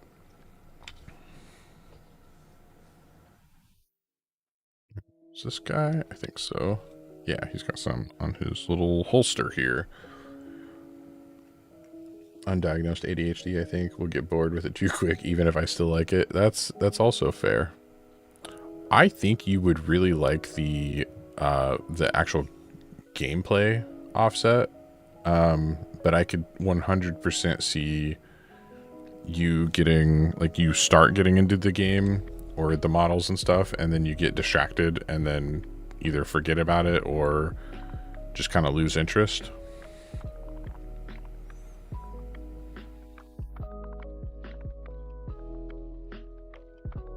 Necrotomb, welcome. Can't stay. Want to drop by and say the Wookiee looking good. See you next Wednesday. Thank you.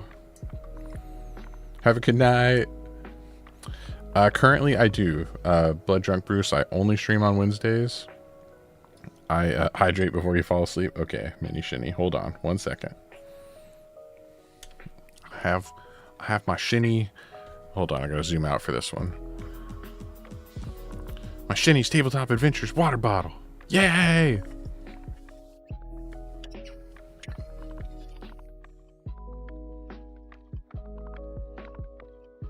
I recently got merch, mostly just for myself.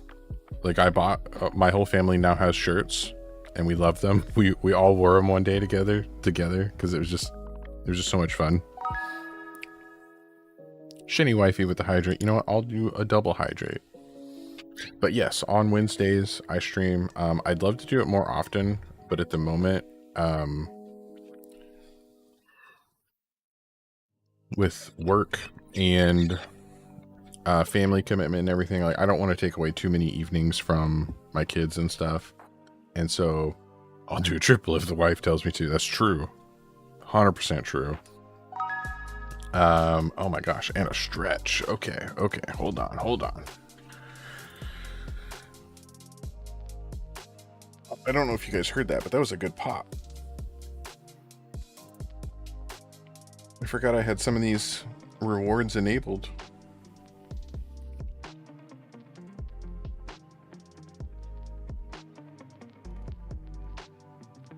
Only stream once. My son is asleep and the wife's in bed with her Kindle. That's basically, so Shinny Wifey and I were getting Shinny Baby to sleep. And I came down here to start, so she was still in there snuggling with him at the beginning of the stream, and then Mini Shinny is posture check. Oh, hey, gosh, I don't want to hit my camera. Some of these are holdovers from whenever I was streaming video games, and I would slouch a lot more, and oh man, made him do everything. I disabled a bunch of them. Like, I had ones for like changing what character I was playing and stuff like that. And yeah, I turned those off because I was like, well, I'm not playing games anymore. I'm painting minis. Oh, I gotta switch back to double zoom. So this is the same camera. The zoom in and the non-zoom in is the same camera. It's just digitally zoomed twice because I'm technically filming this not recording. I'm filming this in 4K, but I can double zoom so I get 1080p, and it still looks pretty good, I think. It's been forever since we talked. I've had multiple back injuries. Oh no. Currently laid up at home recovering. Have to see the doc tomorrow, but likely going to be stuck at home for a while longer. Dang, that sucks, man. I'm sorry to hear that.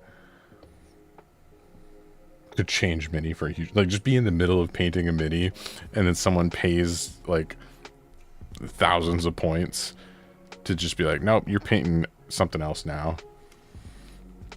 That would be kind of funny.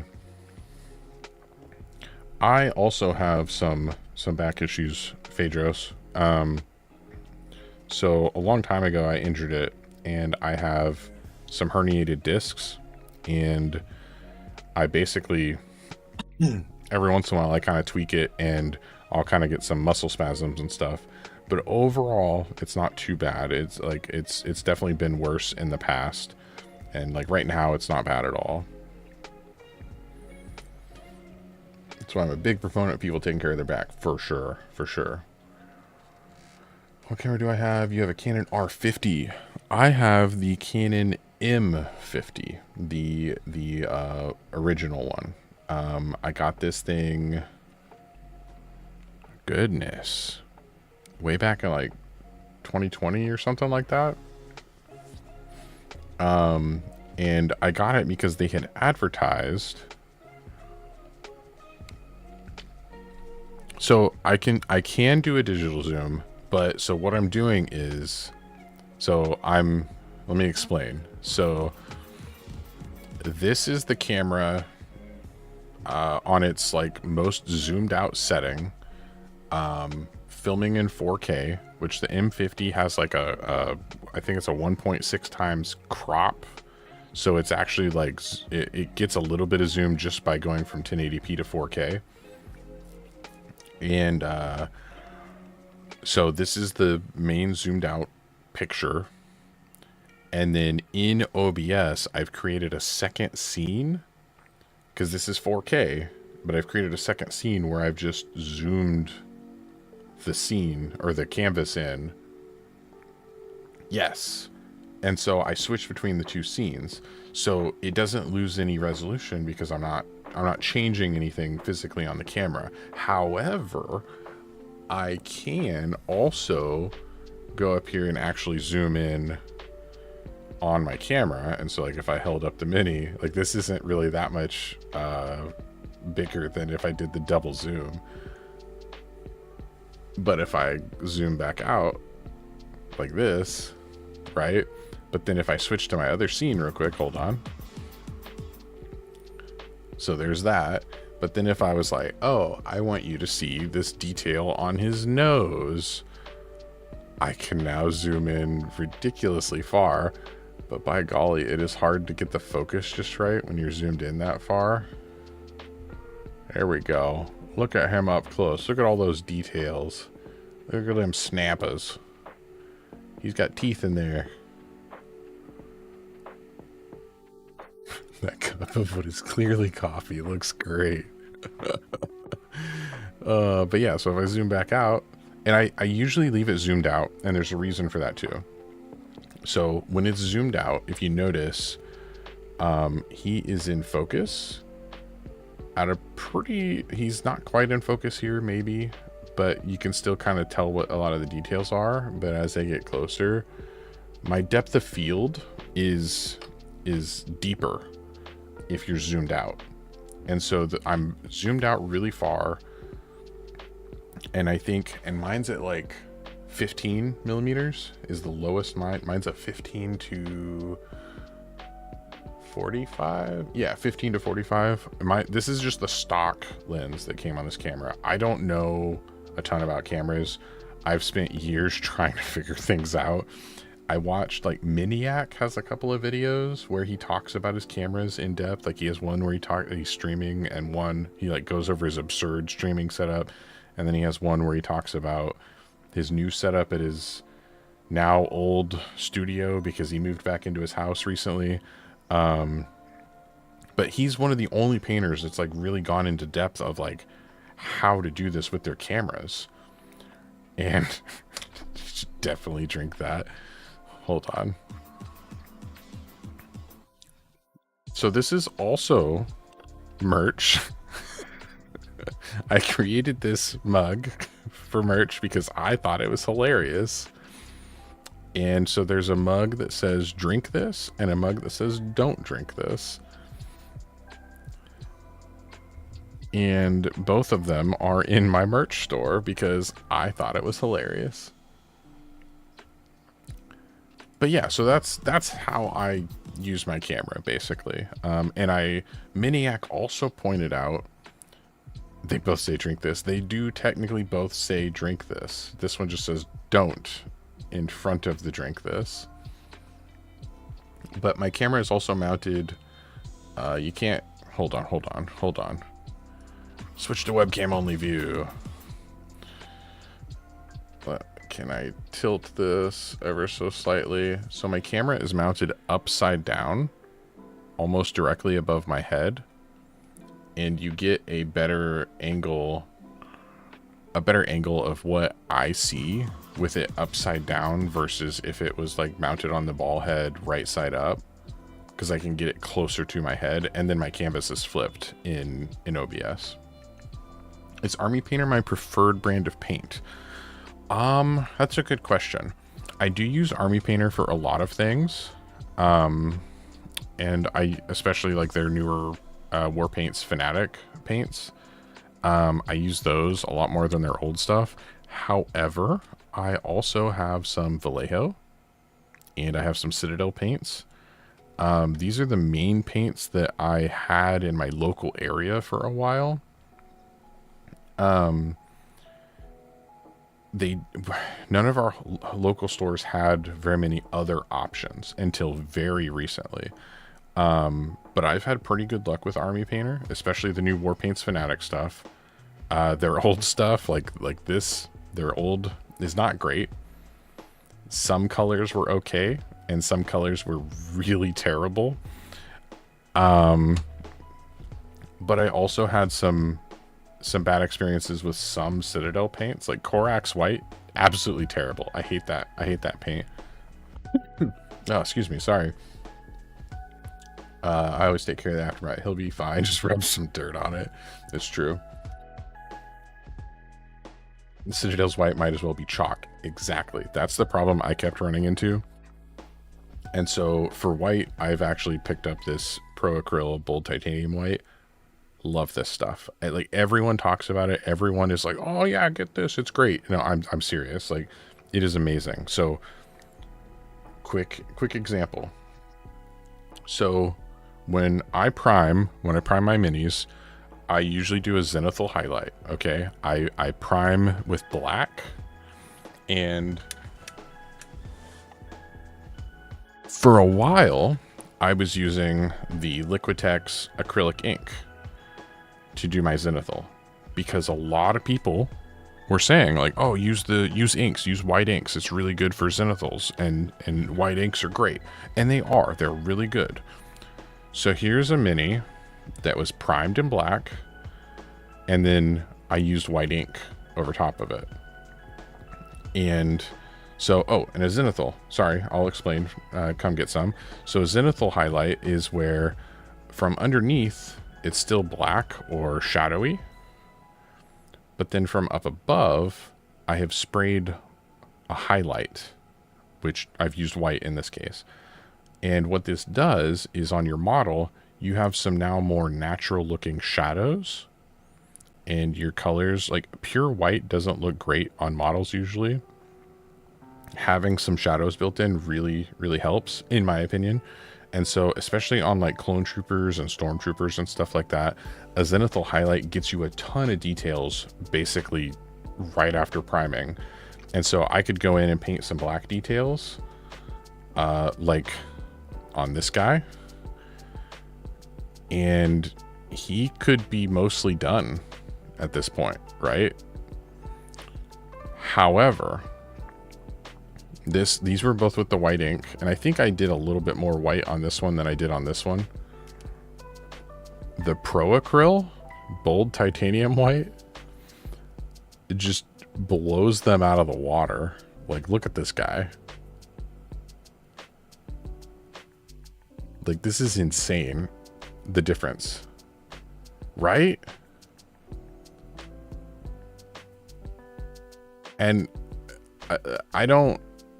I'm not sponsored or anything like that. Like I don't get any money by telling you that this is great stuff, but this Pro Acryl Bold Titanium White is amazing.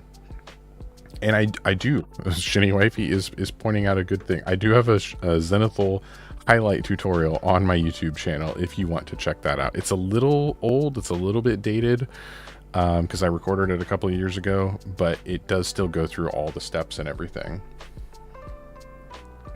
And yeah, we do have some Turbo Dork. I think we only have a couple of those. And then recently we had picked up this amp colors, which we realized afterward is made by Pro Acryl. But we didn't know. Excuse me, sorry. When we were picking it up, we didn't realize it was Pro Acryl at first. But they make some good stuff. Leonel 303, welcome. How's it going?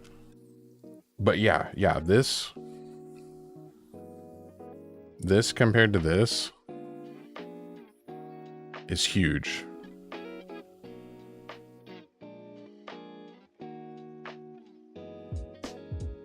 And again, on this one, I may have just not sprayed enough of the ink. Like if I did like a second coat of the ink, it might have looked better. Cause like this guy, I think the white on his looks better than the other one. But comparatively, this this is so bright, it's like almost overwhelming my camera. Like the exposure on my camera is like struggling to show the details because he's so bright. Whereas this one doesn't do that. But like in person, it looks so much brighter. On camera, it looks so much brighter. Like I love the Pro Acryl white. Okay, let's get back to some Wookiees. I've got 3 in a pretty good state here. I still got to do some details on this guy. I pretty much just need to break out metallics for his weapon and his bladed thing and his gun. So he can pretty much wait until we get to the metallics. So I'm going to set him aside. I'm a good salesman. You just ordered some. Man, I wish I had one of those affiliate links. But yeah, no, I'm glad. Again, it's good stuff. I like it. I think you'll enjoy it. This guy, I think, is also pretty much at where I'm ready for metallics. I could try painting like his lip, his lower lip there maybe, but I don't think I need speed paints for that. That's just good business. I would love at some point. Oh, actually, I did miss. I see a little spot that's like wrapped in cloth that I want to get with this pallid bone. I do need to see if I can get some affiliate links. I have some on like under the stream on YouTube.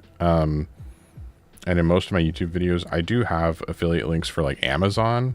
Like if you're buying like this, well, if you're buying like the speed paint starter set, I have an affiliate link for that. Or like a wet palette, I have an affiliate link for a wet palette. Or one of the most important things for miniature painting, brush cleaner. I have an affiliate link for Masters brush cleaner because this stuff is amazing. You'll buy like one of these little tubs for like $5 and this will last forever. These things, I have a couple of them because people have gifted me some. I love that stuff.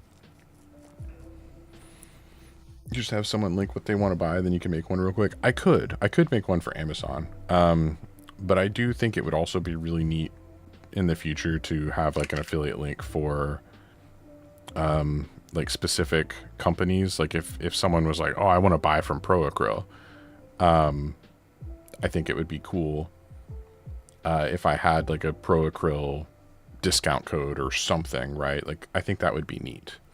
I'm still a pretty small guy, pretty small YouTuber. You need some brush cleaner? Do you want my affiliate link? You don't have to take my affiliate link. But if you use the affiliate link, it doesn't cost any extra. And I get like I think I get like 2 or 3% usually of the cost. I think all 3 of those guys are pretty much ready for metallics. What time is it? Oh man, it's almost 11. Okay.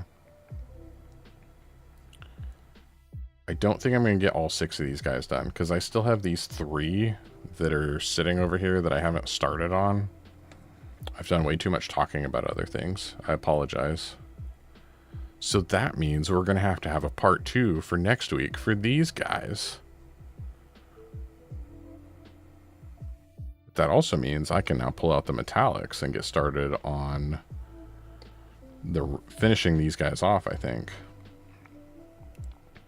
Okay, let's see. So first, I'm going to take... I'm trying to plan this a little bit. Hold on.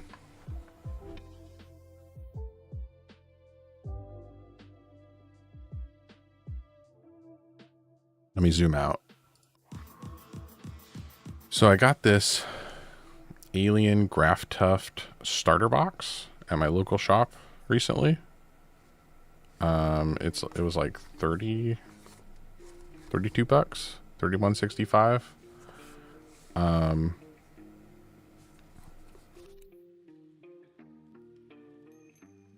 Don't apologize for giving good advice. I can apologize for whatever I want. You can't stop me. So anyways, this comes with a bunch of different like alien looking tufts and different colors, like some various purples, blues, and is this black maybe? I don't know. Like evil moldy. It says alien void, I think is the color it's called. After saying that, this may be your last stream. Ah, man. That's what I get.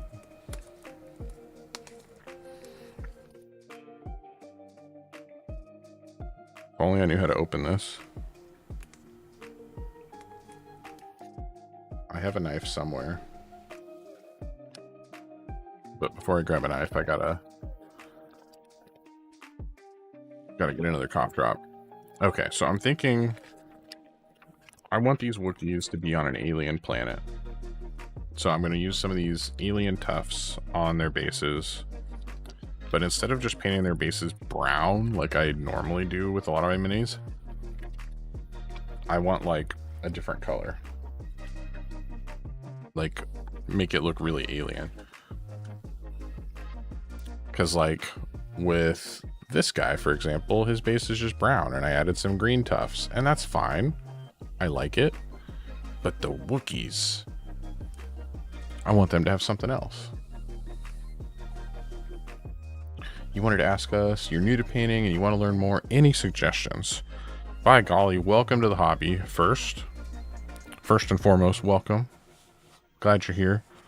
Glad you're wanting to learn. First, I'm going to say there's not really like a best brand of paint out there. Don't let anyone like try to trick you into thinking like you have to buy like one certain paint for everything. A lot of the paints out there are good in some way. I use a lot of Army Painter paints, as you can see here. These are their old stuff. I don't really touch these much anymore. I probably just need to get these off my desk. But I have some Army Painter paints, but I also have some Vallejo paints that I use. Vallejo's got some good stuff. Pro Acryl makes some good stuff, especially their bold titanium white. This thing is amazing. This specific color from them is probably the best white I've ever seen, but a lot of paints are good. A lot of paints have their uses. I definitely recommend buying, I'm going to hold up an Army Painter paint, but I recommend buying paints designed for miniatures, like these, instead of buying like craft paints. Like don't go to like Hobby Lobby and Michael's or wherever and buy those paints. Yeah, you can use them, but they're really, really hard to use. It's not going to help you at all when you're first starting, right? Like buy paints that are designed for the task at hand. If you're painting miniatures and you get paints that are designed for miniatures, the pigments in them are smaller, they're easier to thin down, they're easier to use. And there is...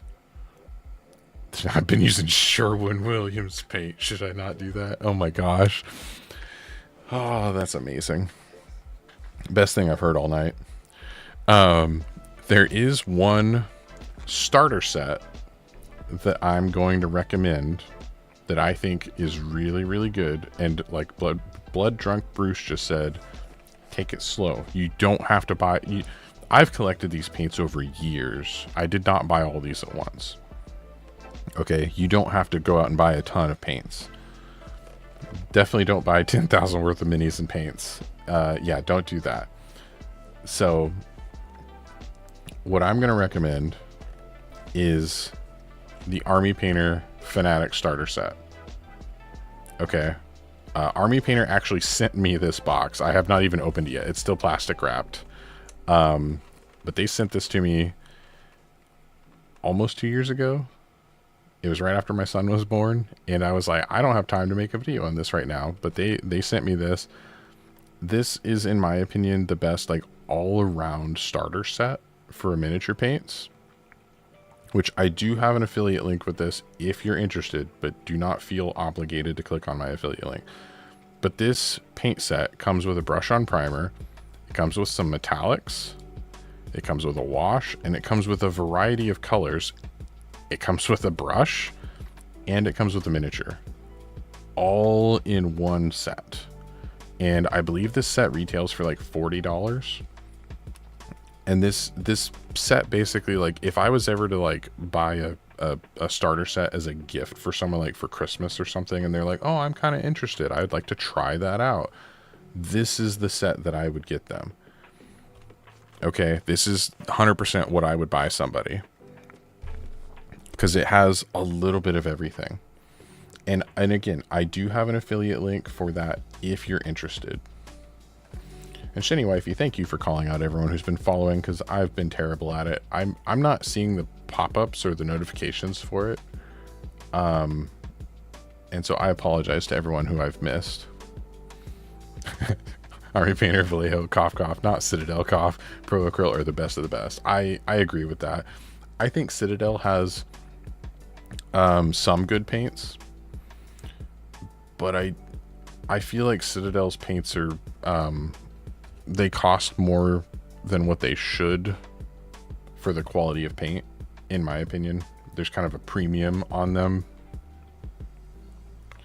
And Lionel, I'm pretty sure if you get to my YouTube channel, or like if you go to the stream on YouTube, in my description, I'm pretty sure that I have the affiliate link for that paint in the description. And if you want, I can send you, you know what? I'm just going to go ahead and grab the link. Hold on.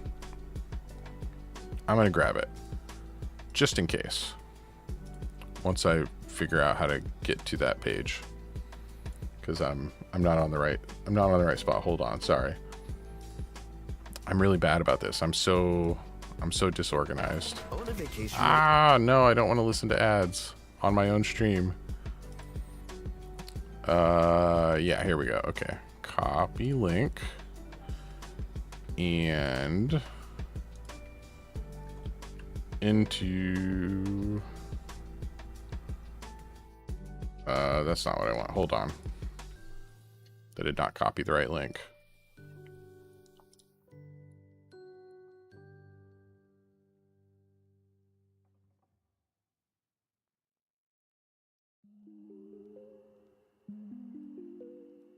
Here we go. Sorry. That is the link to the Warpaints Fanatic Starter Set.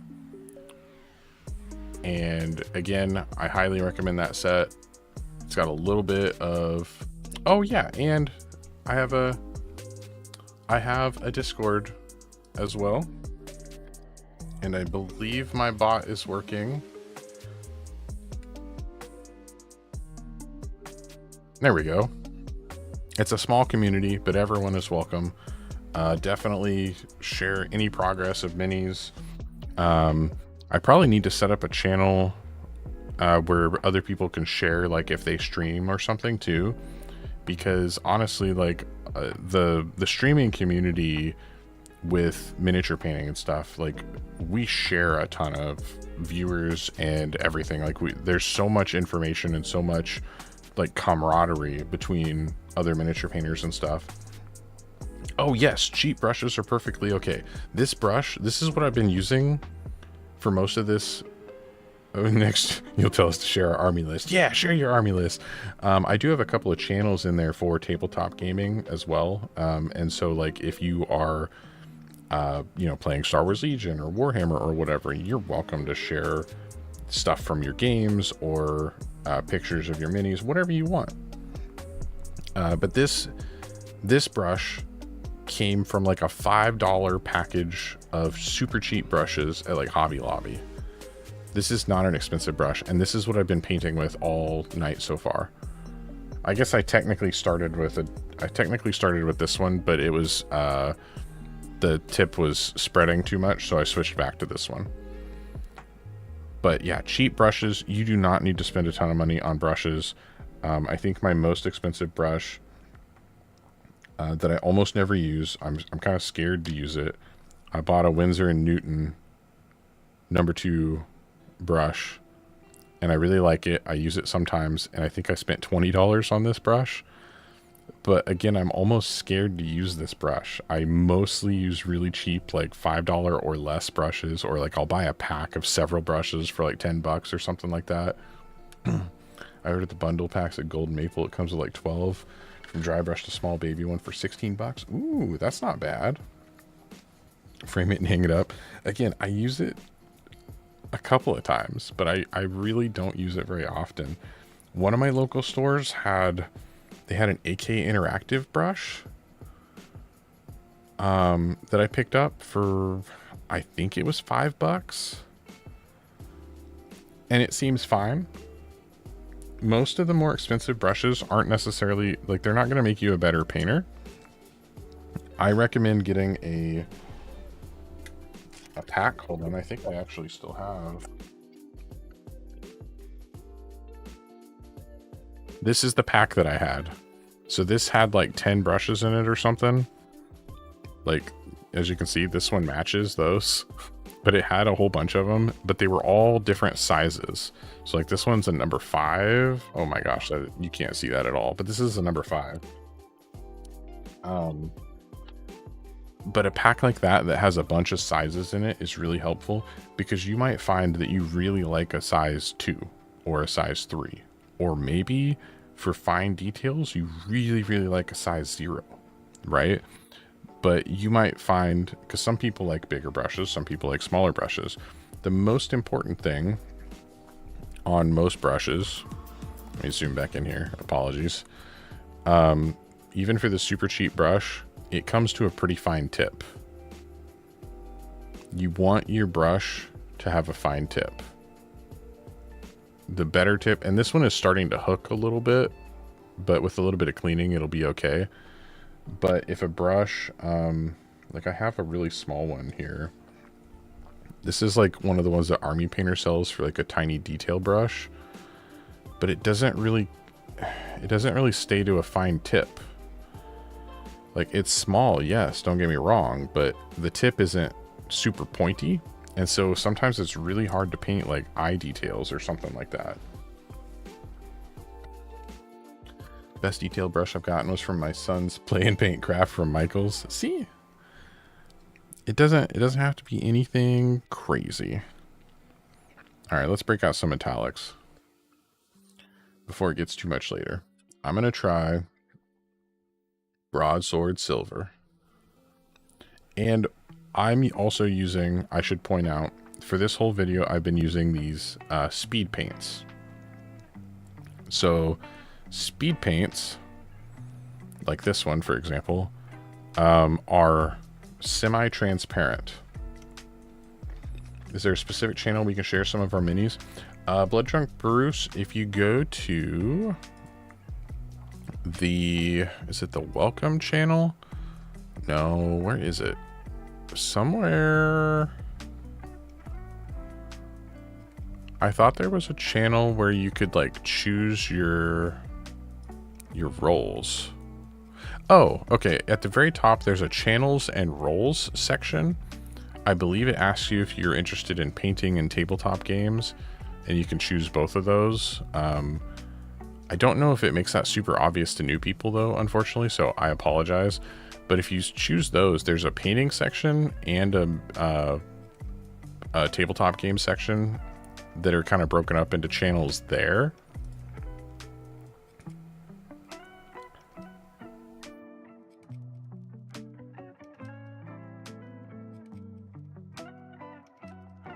Yeah, channels and roles. Sorry, I missed it. I'm Discord intimidated. You entered the Discord community, so I'll be saying hi. Yeah, I need to set that so it takes people there before they see the channels. That's a good idea. I'm not great at setting up Discord servers. You there is here. So I need to figure that out. I was trying to do something cool to have that as an option, but apparently it doesn't like take you there. So a lot of people don't even see that those channels exist. So I need to change that. So yeah, I apologize. Sorry. Hey, make me tap. I forgot I had that as an option. Okay, so speed paints. Speed paints are semi-transparent, whereas an acrylic paint like this, I guess they're both kind of acrylics, but a normal paint like this is opaque or semi-opaque. Blood Drunk Bruce, have a good night. Got to work in about 7 hours. Was awesome hanging out. I also will have to be up in, it's about 8 hours now, so I'm not far behind you, but thank you so much for hanging out. Really appreciate it. Make me smile. Oh man, I used to have a camera set up on my old one. Hold on.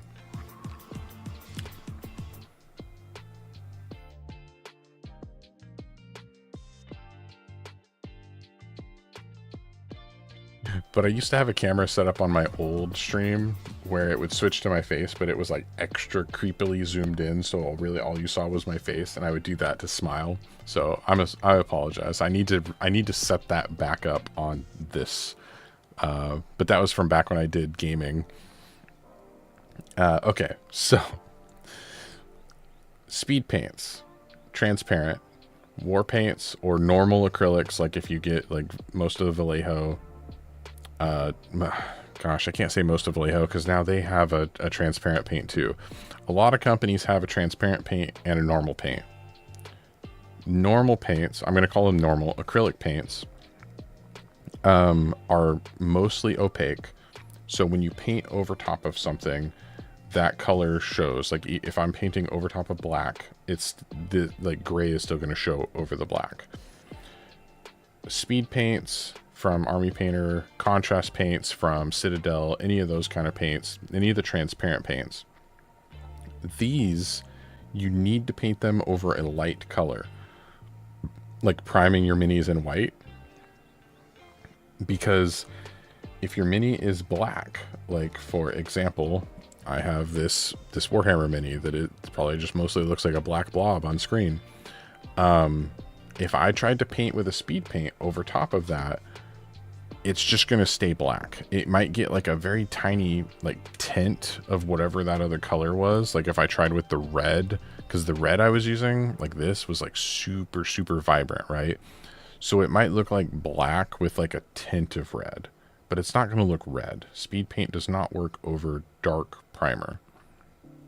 So anytime that you're buying paints, you want to make sure you think about that of like, if you prefer to just prime a mini in black and then just start painting, definitely stick with regular acrylic paints. But if you want to prime a mini like a zenithal highlight like I did, you can use speed paints like this. Speed paints are also usually very watery, very runny paints, and so a lot of times it is hard to keep a good level of control with those paints. A lot of times they flow in places you don't necessarily intend them to. So sometimes I will speed paint a mini and then I will come back with normal paints to kind of clean up some edges or lines. It just kind of depends. Oh, and also, no matter what paint you get, no matter what, any paint, shake it up really, really good. Always shake up your paints. Super important.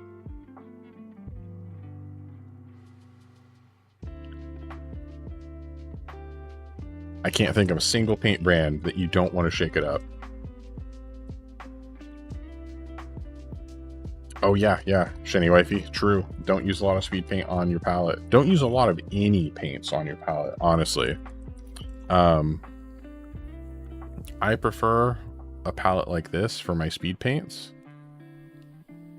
This will also work fine for regular paints. Need to get a quiet paint shaker. Is that one, can you hear that? How loud is that for you guys? I don't want to shake any paint, but I need to. I did buy this little guy for like 20 bucks and it works really well. You just push it and it vibrates.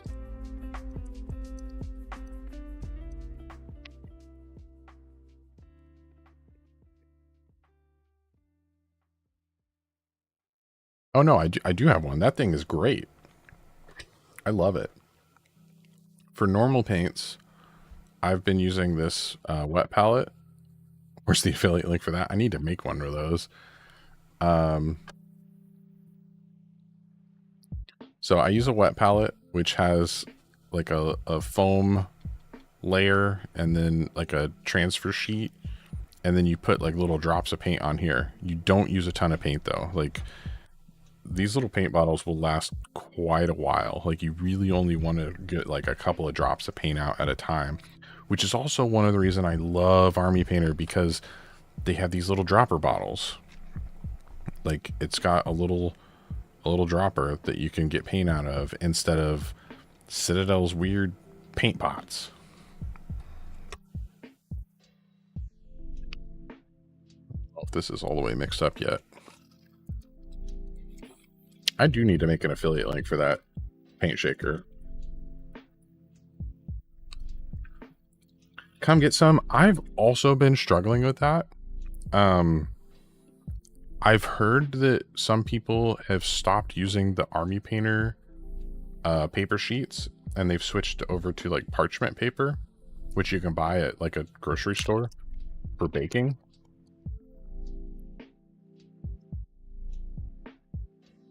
And some people have had better luck with that. I haven't tried it. I do actually have some parchment paper because I used to make a DIY wet palette before I bought this one. I get mostly the consistency I want, but I really struggle to get like the consistency that you see in like when a YouTuber is teaching you how to do it. I can't ever seem to get that. Oh yeah, and speed paints, you don't really want to, like with acrylic paints, you want to wet it, or I'm sorry, thin it down with water, or you can use other things too, but you can thin acrylic paints with water. Speed paints can thin with water, but not very well, and you usually don't want to thin it with water. They make like a speed paint medium that you can mix with it that comes in a little dropper bottle too, but basically the speed paint medium is just like more speed paint without the color, so it's really good at thinning it down.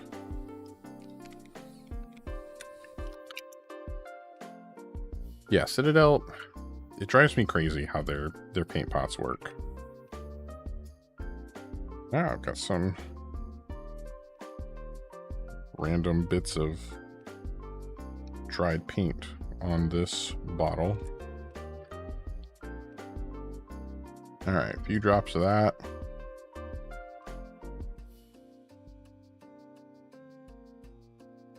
And my other brush for that I got this other brush. It says Ghost. We got this at one of our local shops for $4 or $5, I think. I don't even know where these came from. It says China on there. I never heard of this brand, but they had them there, and I was like, I think this will make a good speed paint brush, and it works pretty well. So we are going to paint blades with this broadsword silver.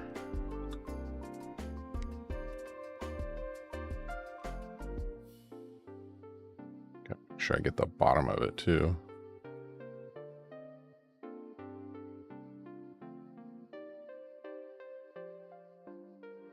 I will say, unlike other speed paints, these metallics are actually really good at covering other colors. Like they've actually got really good coverage.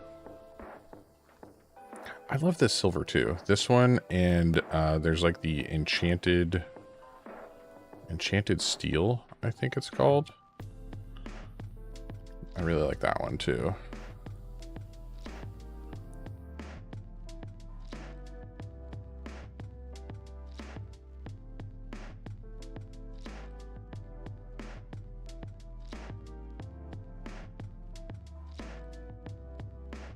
Oh, and I'm not even sure if Lionel's still here, but I'm still trying to give him tips. I was going to say another thing is you don't have to buy like a fancy paint handle like what I have. These are like the Citadel ones. I'm only using it because I still have it. But there's probably other brands of paint holders, but I do recommend having a holder of some kind. It's way easier to hold and adjust your miniature when it's on some sort of a stand like this versus trying to like hold a miniature like this. Plus you'd probably get like tons of finger fatigue over time trying to paint like that. But yeah, this broadsword silver is really nice.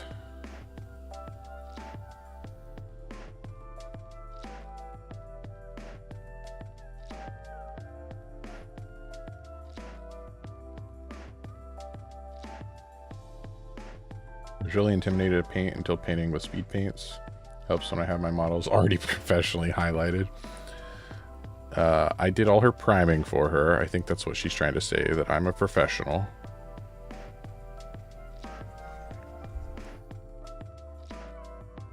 But yeah, I think speed paints are really good when you're first starting out, and if you can prime them white and you don't need like a ton of colors per model, I think speed paints are really great for that.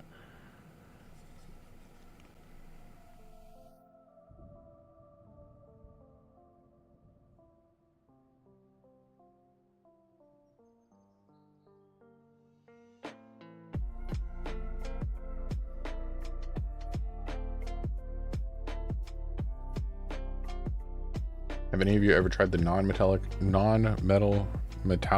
I think it's non-metallic metal method? I have tried it once or twice, and I ran home crying at the end. I need some more. I need some more practice.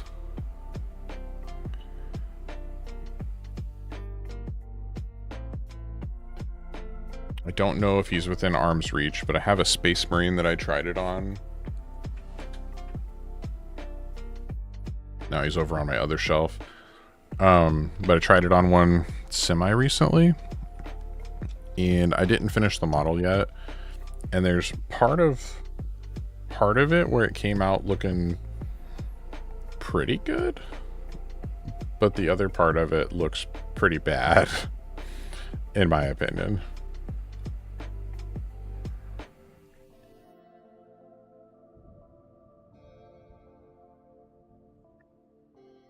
Dirk for Gromrel, welcome. Thank you.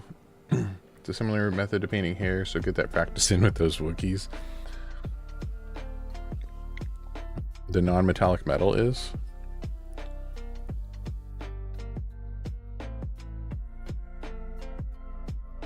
I guess I've never painted any like super detailed hair either, now that I'm thinking about it.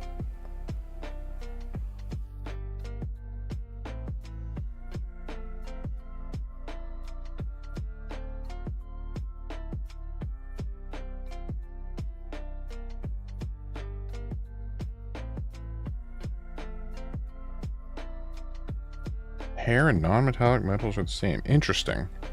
I don't know if I would have made that connection. Maybe that will help me in the future. Like, maybe I can wrap my head around that or something. You'll see the dwarf I worked on at Hobby Night tonight. Of course.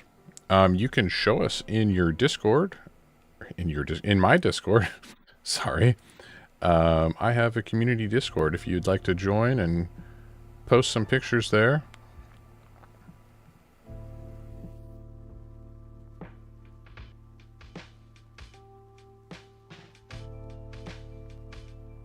And I unfortunately have not set it up correctly, but there is a roles, like a channels and roles tab at like the very, very top of the server where you can choose if you want to see painting and or tabletop content. Apparently I need to make some changes to how that works so that it like automatically makes you choose that at the beginning, because I believe that a lot of our current members don't actually know that that exists.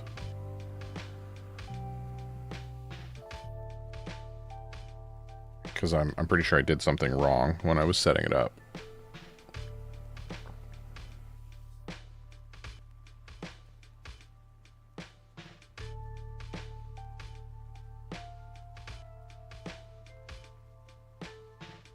I may be a server administrator for my day job, but it doesn't make me any good at Discord.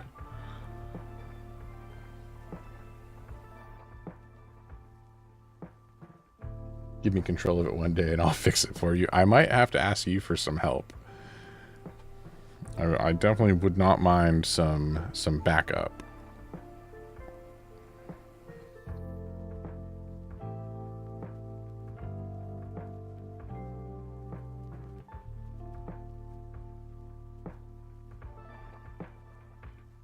Especially someone who actually, you know, knows what they're doing versus me.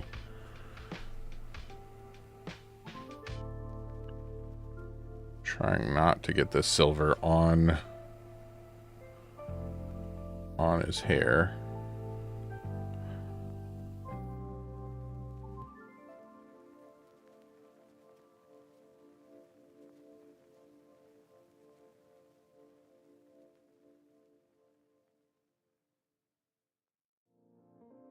As much as I can, anyways. Offset, have a good night. Thanks for hanging out.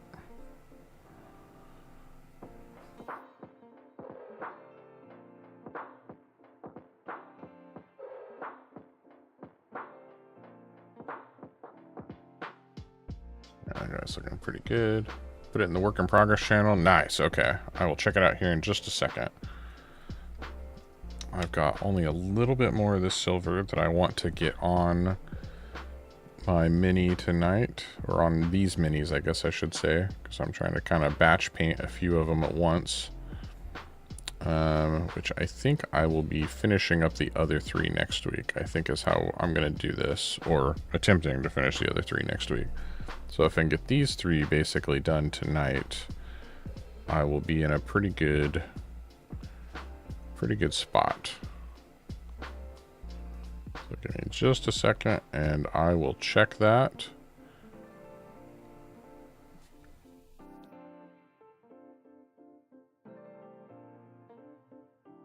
Still a lot of stuff you want to figure out how I want to do, but the chainmail came out good. Nice. Okay, so are these some fantasy dwarves?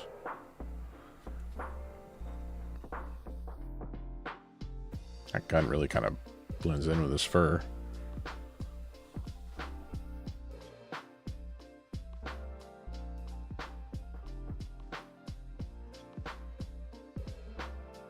Warhammer Fantasy Dwarf, yeah. Old pewter bucko. Oh, man. Old hammer stuff.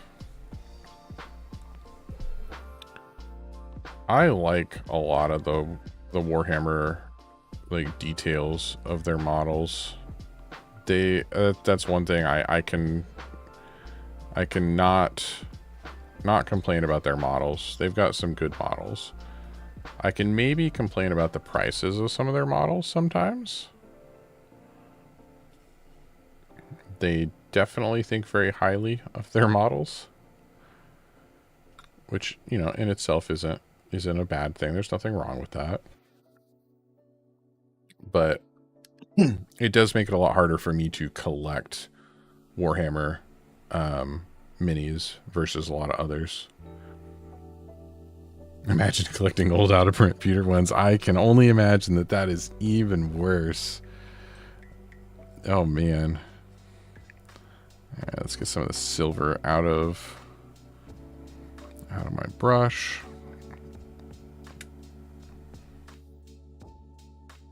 Okay, hold on. Discord. Work in progress. Ooh, yeah.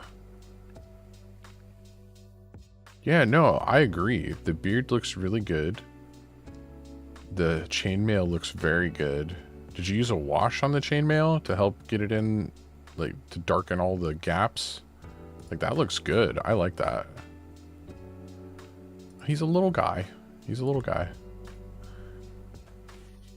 And give me 1 second, because I'm going to grab a couple of minis out of my case that I want to show off while I'm letting some speed paint dry there.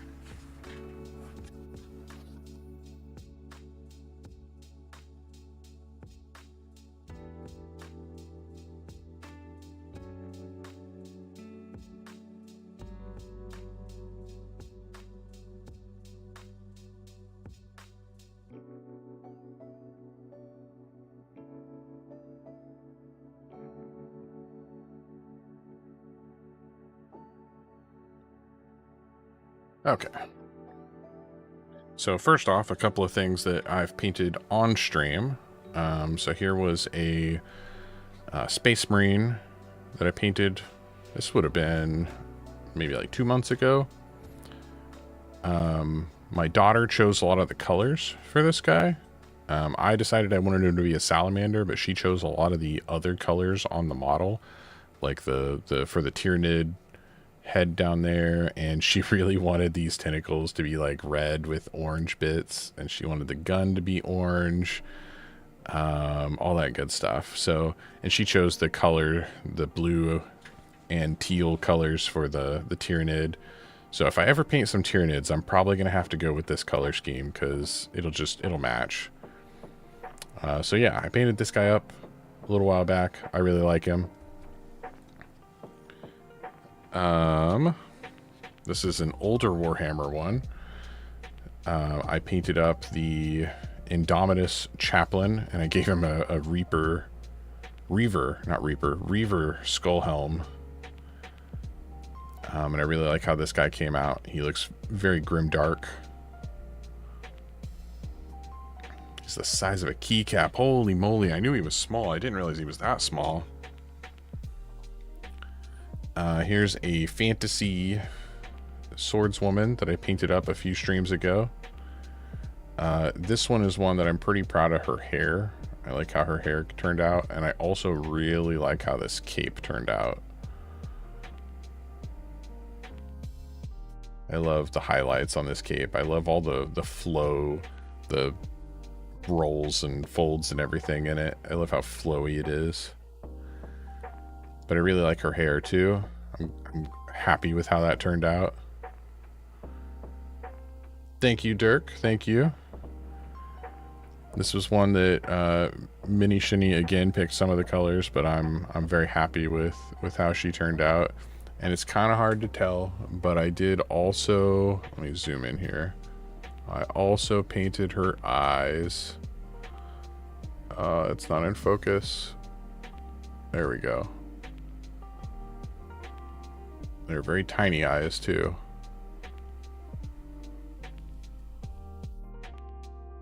Oh, did I grab the focus ring? I sure did. I messed up my focus. Dang it. There we go. That's better. And then lastly, I wanted to show off my Captain Rex. I painted him, man, it's probably been a couple of years now. More than a couple of years. I probably painted him like 5 years ago. But I even painted his itty bitty like little tally marks on his helmet with like the droids he killed or whatever it marks. I don't know. He doesn't have enough tally marks for it to be the amount of droids he's killed, because he's killed a lot of droids. But I was really happy with how Rex turned out too. So yeah, I wanted to show off a couple while I got ready to paint some more stuff. So on this guy, I want his little shield to stand out a little bit, so I'm going to paint it with some Aztec gold. Is he in focus? He's in focus right about there. I never want to paint him any of that white. Woof, good job. Thank you. Thank you. I unfortunately picked Clone Troopers as one of my Star Wars Legion armies, so I have started priming them with Pro Acryl Bold Titanium White, and my golly, they get very white. I've been doing a zenithal prime, so I actually, he was primed black first, and then I sprayed that white from above, and he still comes out this bright. I used to use, I was showing this off earlier, I used to use white ink, and this mini was primed with the white ink, and this one is the Pro Acryl. It is just so ridiculous white. It's amazing. It is. The Pro Acryl paints are fantastic. Alright, I gotta shake up this paint. I'm also trying to decide what kind of basing I want to do, so I was holding this up earlier. I got the Gamer Grass Alien Grass Tuff starter box, and so it comes with some blues and purples and all sorts of little tufts. So I'm thinking, and even on their example, they kind of like, the ground is kind of like gray, and then they added those tufts over that, and that looks kind of alien, so maybe I'll do that with their bases. I don't know. I want them to look very alien. That's the goal. Probably way too much of this paint.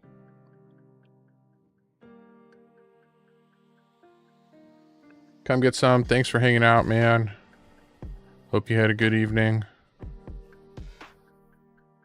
And, well, assuming it's nighttime for you, and have a good night.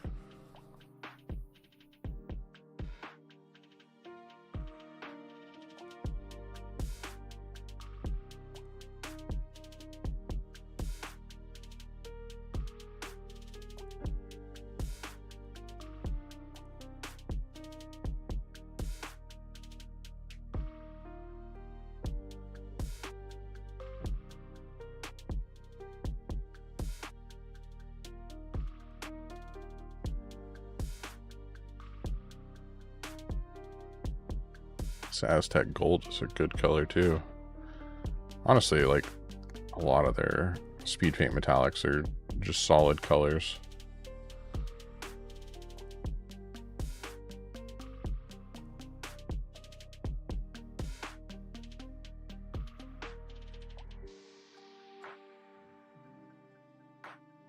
Yeah, I like that. Making some good progress.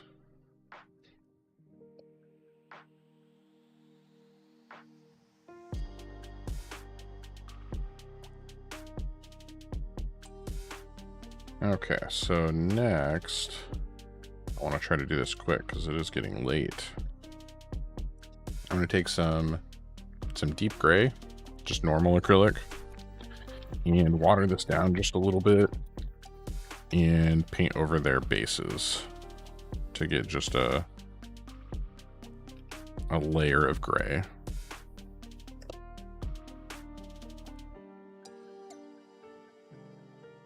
Those Wookiees any specific ones, or are they just random? They're pretty much just random.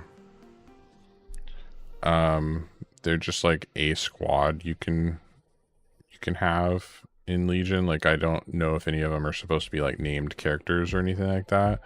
Like, you can also get Chewbacca, which I do have Chewbacca's miniature.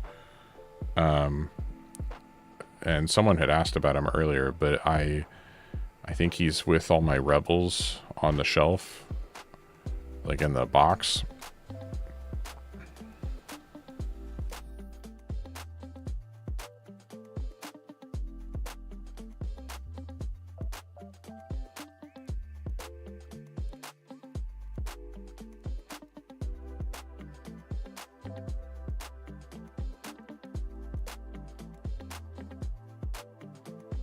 This is some weird music.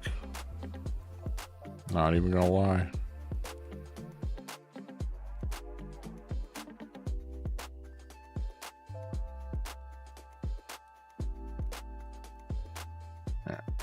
His base. Yeah, no, that's fine. some some squads have like named characters sometimes. But as far as I know, these are just like generic Wookiees. Because you can bring a whole bunch of Wookiees. Why don't I have these Wookiees in a specific clan? Man, I'm going to be honest again. I don't know enough about Wookiee culture to be able to answer that without sounding like a jerk. So, I don't know enough about their clans and stuff. I know you had mentioned like the Rwook clan, however it's pronounced. It was spelled like Rwhook or something. I don't think the Wookiees can forgive you. I absolutely love that. So yeah, I don't know enough about their clans. So they're apparently now mad at me.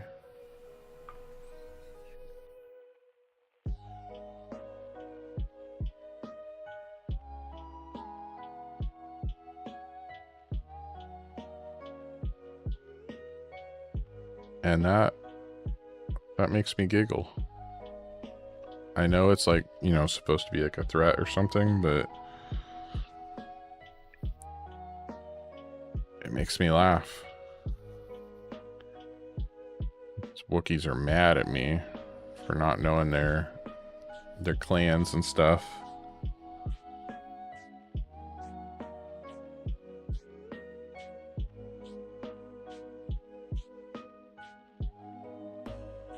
I don't remember who suggested. I think it was Drunk Blood earlier. But suggested doing the like patchwork. But I actually really like how this guy turned out.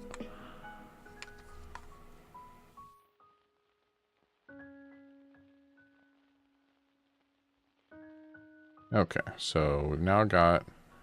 Now when he says it like that, Wookiees hold grudges like wifey, I guess.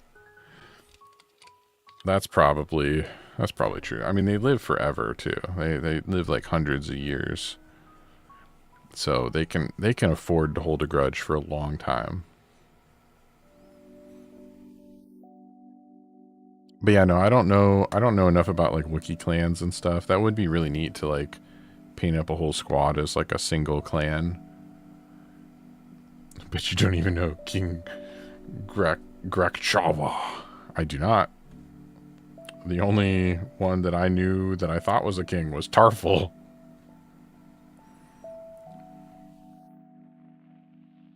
He's probably like the only named Wookiee I know other than Chewbacca, honestly.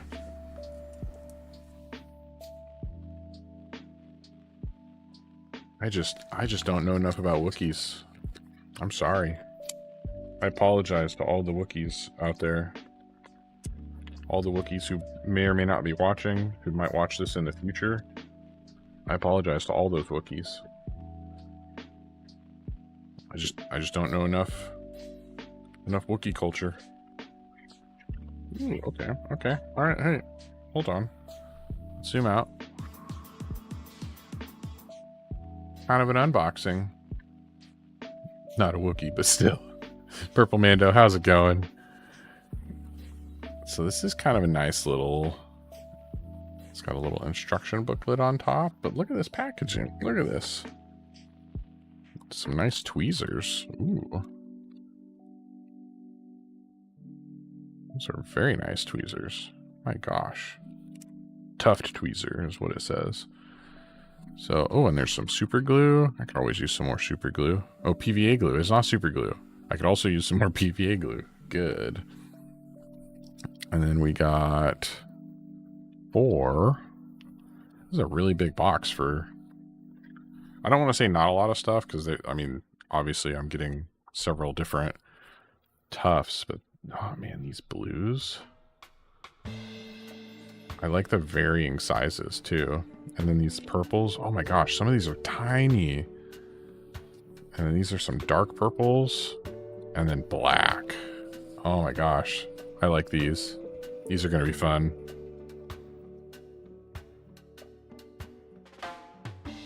So I want to do like a mix of some of these, I think, on the ground to really make their bases look alien.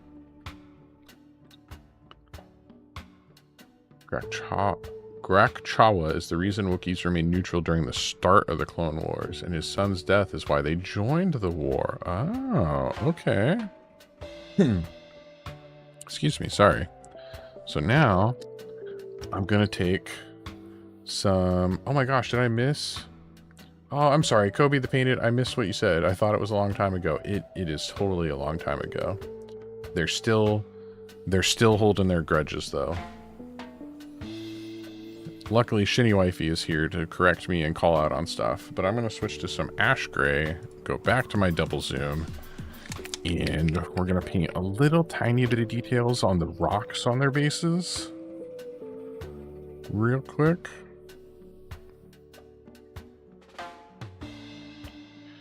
And...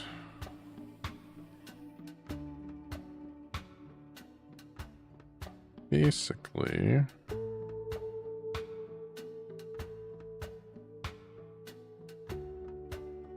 just pick out some of the tops of these rocks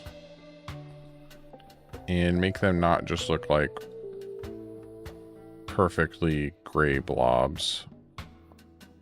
Nothing fancy. Just hit the top surfaces of some of those.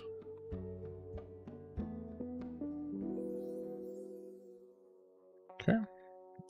And switch over to this guy who's also got a rock. This is the way. That is correct. Vibing and painting. That is, I think that's the perfect thing to do. I've had several people tell me that while they're watching the stream, they just like to also work on either painting or other hobby related stuff. Like, it's a really good time to also get stuff done, I think. Like, it's not, I'm not doing something where you have to, like, actively watch a lot of the time, if that makes sense.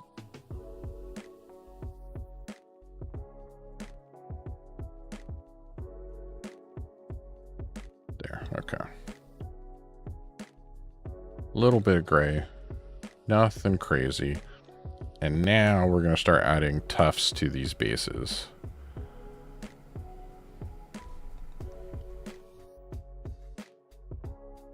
Think of painting streams as just chatting with bonus content. Honestly, that's a good way of thinking about it. I like that. Alright, so I'm going to open these tuft tweezers. Is this not how... Okay, I was like, is this not how I'm supposed to open it? Come on. Come on. Figure it out eventually.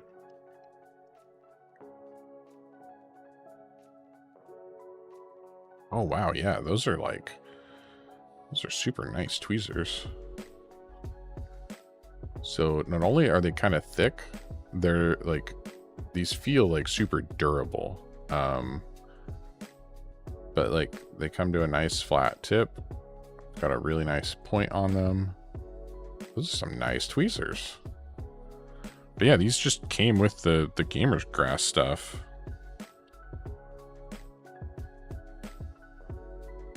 Hold on, I'm trying to make a little bit of room on my desk. I got too much junk up here. So I'm gonna take all of these tuft things and lay them out so I can kind of pick and choose as I'm going. I forgot to get into the cough drop, sorry. Where did I put the cough drop? Oh, there they are. Painting streams are the best because it's either bully the streamer or chill with the streamer. Oh, man. Oh, man. Not bullying the streamer is an option. Stealing those tweezers, you'll never know it was me. Guys, you heard it here first. There's no way to know who stole those tweezers in the future.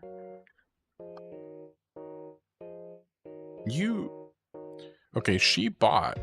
Where is this? She bought a set recently. Okay. She picked this up on Amazon. Let me zoom back out. She picked up this thing right? It's a little thing. This has multiple good pairs of tweezers in here. Like it has this one, and it has this one with like the angled tip. It has 2 good pairs of tweezers. And yet someone in the future is stealing my tweezers instead of using the ones that they bought.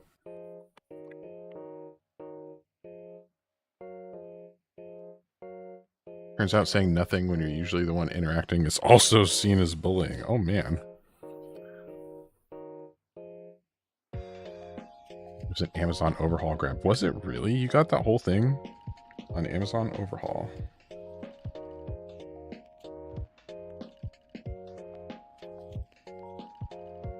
I bought those for you.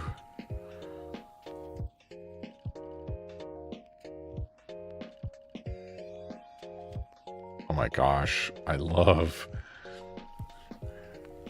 these like varying sized tufts. Like this is just like wrapped around that rock like perfectly. Hold on. Okay, I gotta zoom back in. I forgot to zoom. I apologize. I need to move my Stream Deck over here. But like, look at that. It just kind of like wrapped around the rock. It's amazing. You don't need good tweezers. Shitty wifey needs them. Oh my gosh. Kayleigh needs that one too for a specific purpose. You don't need them. It's true.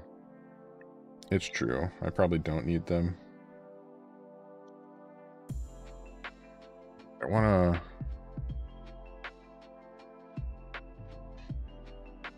I don't want to have like only one color. I want to kind of mix it up a bit.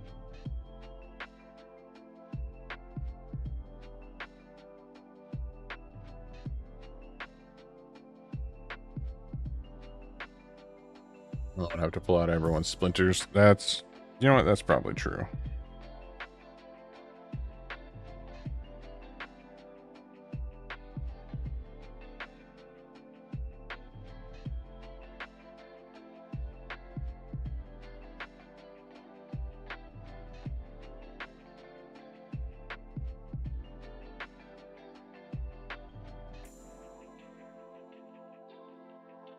We're just going to kind of cover this base in various colors.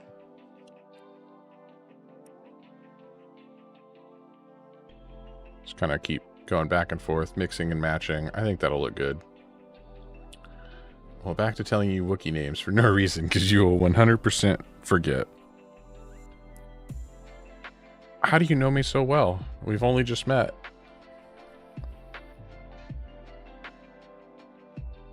I won't forget them on purpose, if that makes you feel any better at all.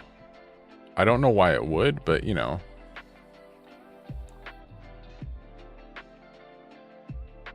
Let the Wookiee win. It is known. Chewbacca's father is Adichitkuk. I probably mispronounced that horribly. I feel like I actually have heard that before. Somewhere.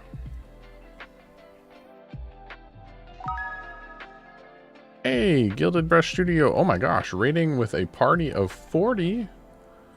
Welcome. Raid. How's everyone doing tonight? We're currently working on adding some basing to these Wookiees. You know, I probably should have painted the rim of these before I started doing this. What was I thinking? I need to go back and do that. How's everybody doing tonight? Thank you so much for the raid. Gilded Brush Studios. Rim comes last. All right, rim comes last. Someone already said it. We're going with that. I am trying out. I picked up some gamer grass alien tufts, and I'm really having fun. I got like a pack of there's like 4 different colors in here. It's the final chef's kiss. You were thinking new stuff must use. That's exactly what I was thinking. I was like, oh my god, I got this new stuff. and your holder will scuff it. That's also true. You are correct, AWOL Trooper. The holder will scuff it. I've had that happen way too many times. But yeah, I'm trying out these new gamer grass things. Model's looking great. Thank you so much. So we've actually been working on 3 Wookiees tonight. Let me see if I can hold them all up here. They're all in various stages of progress. But I was trying to use some speed paints and get a whole squad knocked out relatively quickly. I say relatively because we got sidetracked. I say we, even though I'm the only one up here doing anything. But I got relatively sidetracked for a good chunk of the stream, and we talked about a lot of things, and I didn't paint for a little while. So yeah. These Wookiees are really fun. I could add Chewbacca as the heavy. I also own Chewbacca. I have not painted him yet. I had forgotten to grab him tonight because, well, he's in my other box. He's with all my rebels and not with my like clones and stuff. Oh man, I love the like various like shapes and colors that come in this set. This is nice. And these tweezers that it came with are also really nice, even though I just like accidentally stabbed through. Oh man. Okay, grab and place. There we go. It also came with some PVA glue, which I think you're really supposed to add, but I'm just not doing that. But yeah, we were trying to do something unique with them, something a little bit different. So like this one actually has a patchwork color of fur. We mixed some, I think it was warrior skin as the lighter colors, and then we used satchel brown as the dark colors. So I tried to paint kind of a patchwork of fur on this Wookiee, so he was really fun. And let's go ahead and start on the next guy. I don't want to use very much of the black on this guy's base. I want to use some of the other colors more, I think. Because I think I think the black will blend in. And I haven't done some of the tiny details, like his like hairband, hair tie things that he has. I was going to come back in with just some normal acrylics later and do that. And I think he has some on the back too. Yeah, on his like ponytails or whatever. But yeah, Gilded Brush, what were you doing tonight? Were you painting as well?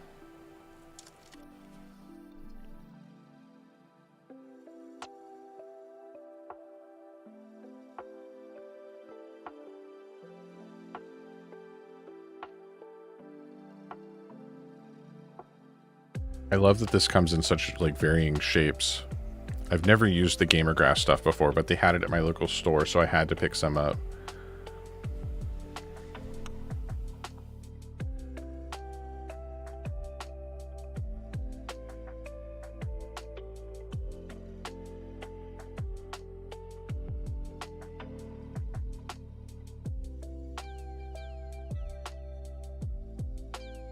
Oh, and yes, thank you everyone for the follows. Super appreciated. Shinny Wifey is way more on top of that than me. I need to change one of my settings because I'm not like seeing the notifications for the follows. So I apologize. I'm so glad she's been here to kind of shout out everyone who is following. I really, really appreciate that. You're working on the Siege Turtle from Dragon Trapper's Lodge, specifically working on the mouse sling that operates the ballista on the back. Oh, that's amazing. I haven't seen that model yet. I didn't think that piece is like too small, maybe. There's not enough adhesive on the back. Dragon Trapper's Lodge has a lot of really great models. I don't think I've printed any of their stuff yet, but I've definitely yes, I believe I'm link friendly. I don't think I have anything blocking it. I also have a Discord if anyone wants to share anything in there, you're also more than welcome to share it in there. But yeah, I want to look at that model. Oh my gosh, I love it. Okay, so you did the ballista one. That is an amazing model. Oh my gosh, and those little mice, they're so cute. Oh my gosh. That is such a cool turtle, though. That is fantastic. Thank you for sharing. Thank you for sharing. There's no, Shinny Wifey, there's no space.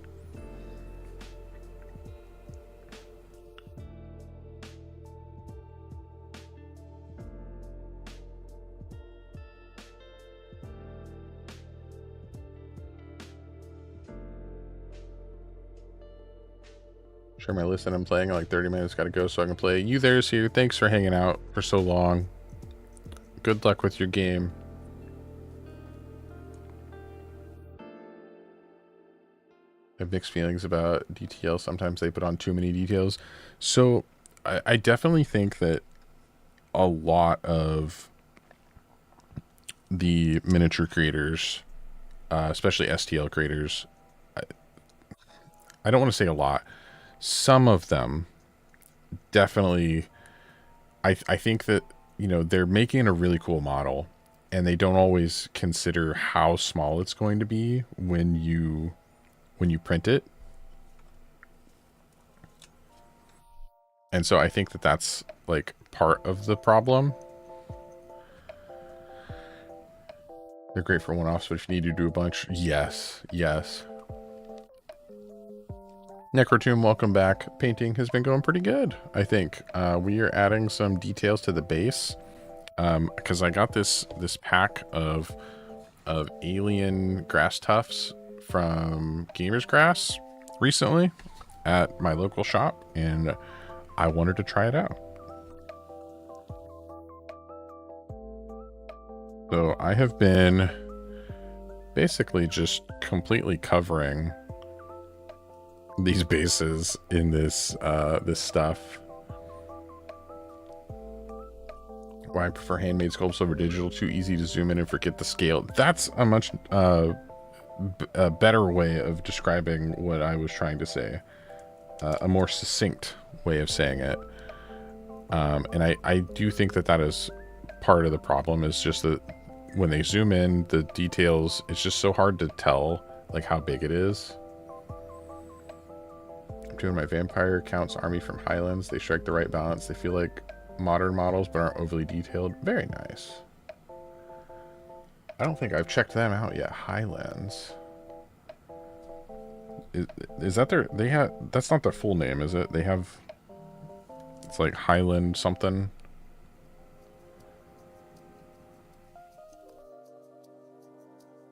Highlands Miniatures, of course. I should have just said the next word that came to mind when I said Highlands. What else would have made sense?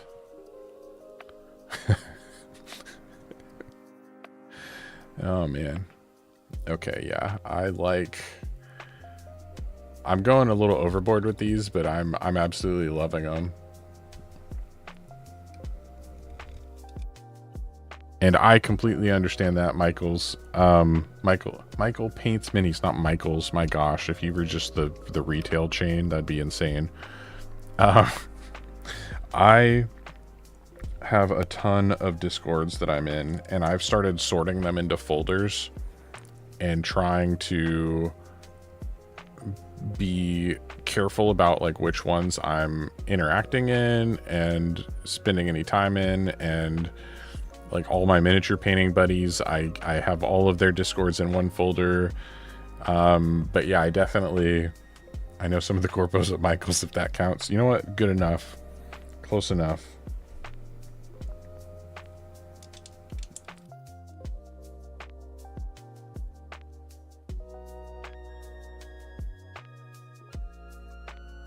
Oh my gosh. Okay, so I don't know how well you guys can hear the music. This is just some background. This is Streambeats by Harris Heller, if anyone needs to know. But I almost always play this stuff during my streams because It's copyright free and all that good stuff. I'm not trying to shill for them or anything. But this specific song is reminding me of a really old game that I used to play, Phantasy Star Online 2. I had the Nintendo GameCube version, and not the Sega Dreamcast version. But I played the crap out of that game as a kid. But that game, oh my god, that music, that specific song reminded me so much of that game for some reason.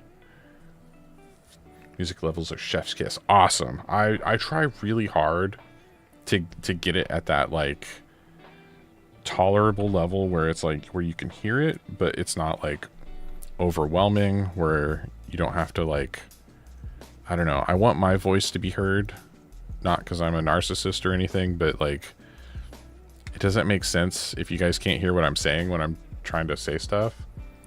I'm giving the poor Wookiee whiplash. Here he goes. Sorry, Wookiee.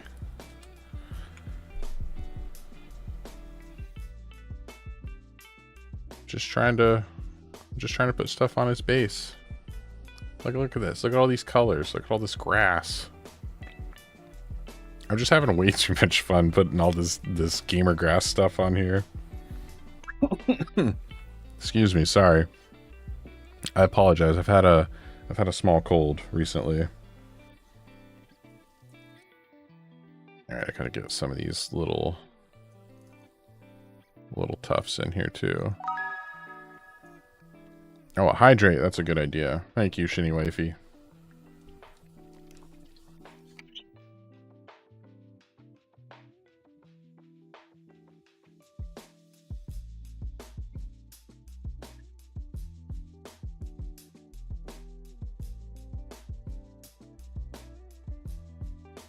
Okay. Maybe another one of these dark purple ones.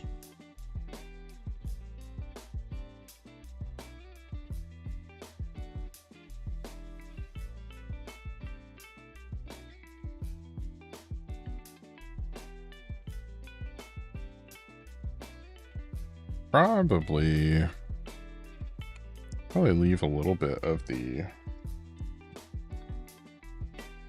gray showing would probably be okay.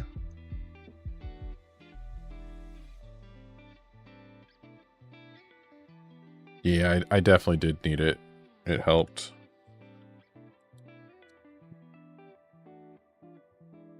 Sometimes I forget that I have a water here.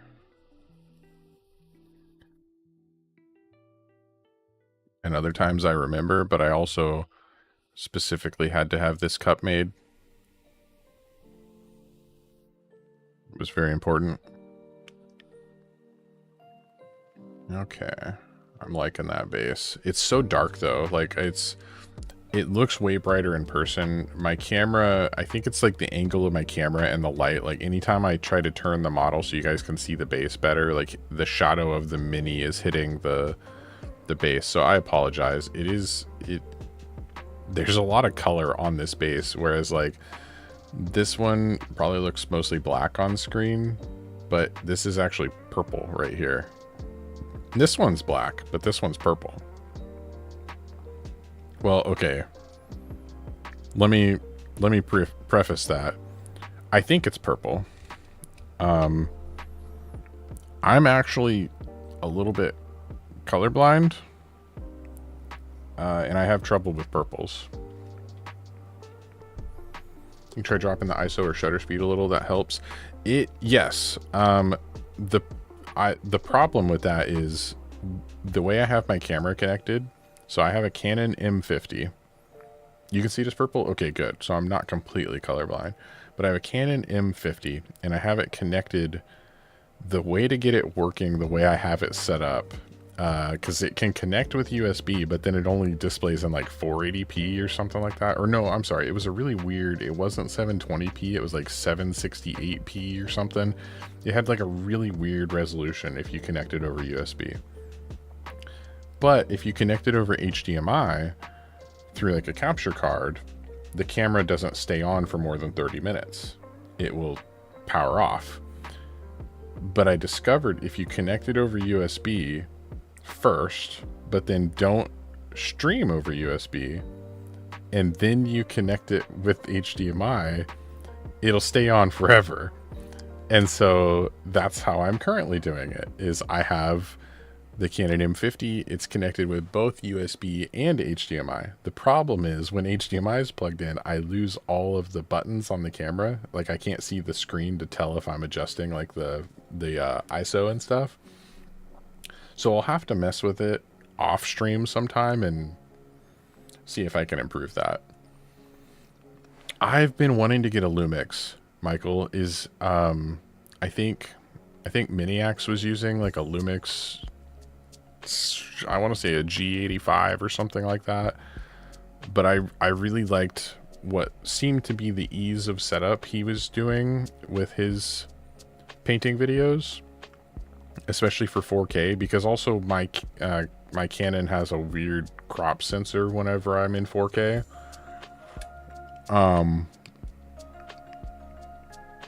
The Lumix is nice and has better color. Oh, nice.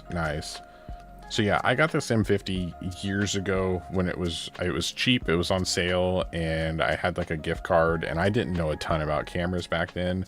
And they were advertising the USB, like being able to basically plug it in as a webcam over USB. And I was like, oh my gosh, that's so cool. Cause they were like, you can just use you can have a real camera and you can have the real lens. And I was like, that is so cool. That'll be so easy to use until you can't use the full resolution. And I was like, dang it. Okay, so yeah, then they didn't support the USB drivers. They stopped. Oh man, I feel like it's been a couple of years now since they've updated anything. Okay, I'm pretty happy with him. And so I've purposely not painted like their lips because I was going to go back with some acrylic red later and do that. But hold on, I got to pick up all my gamer grass stuff. I've made a mess on my table. But that was really fun. Getting that all over the Mini.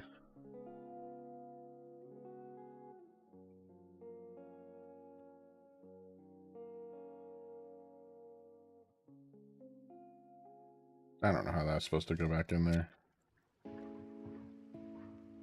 Put glue back in. Okay.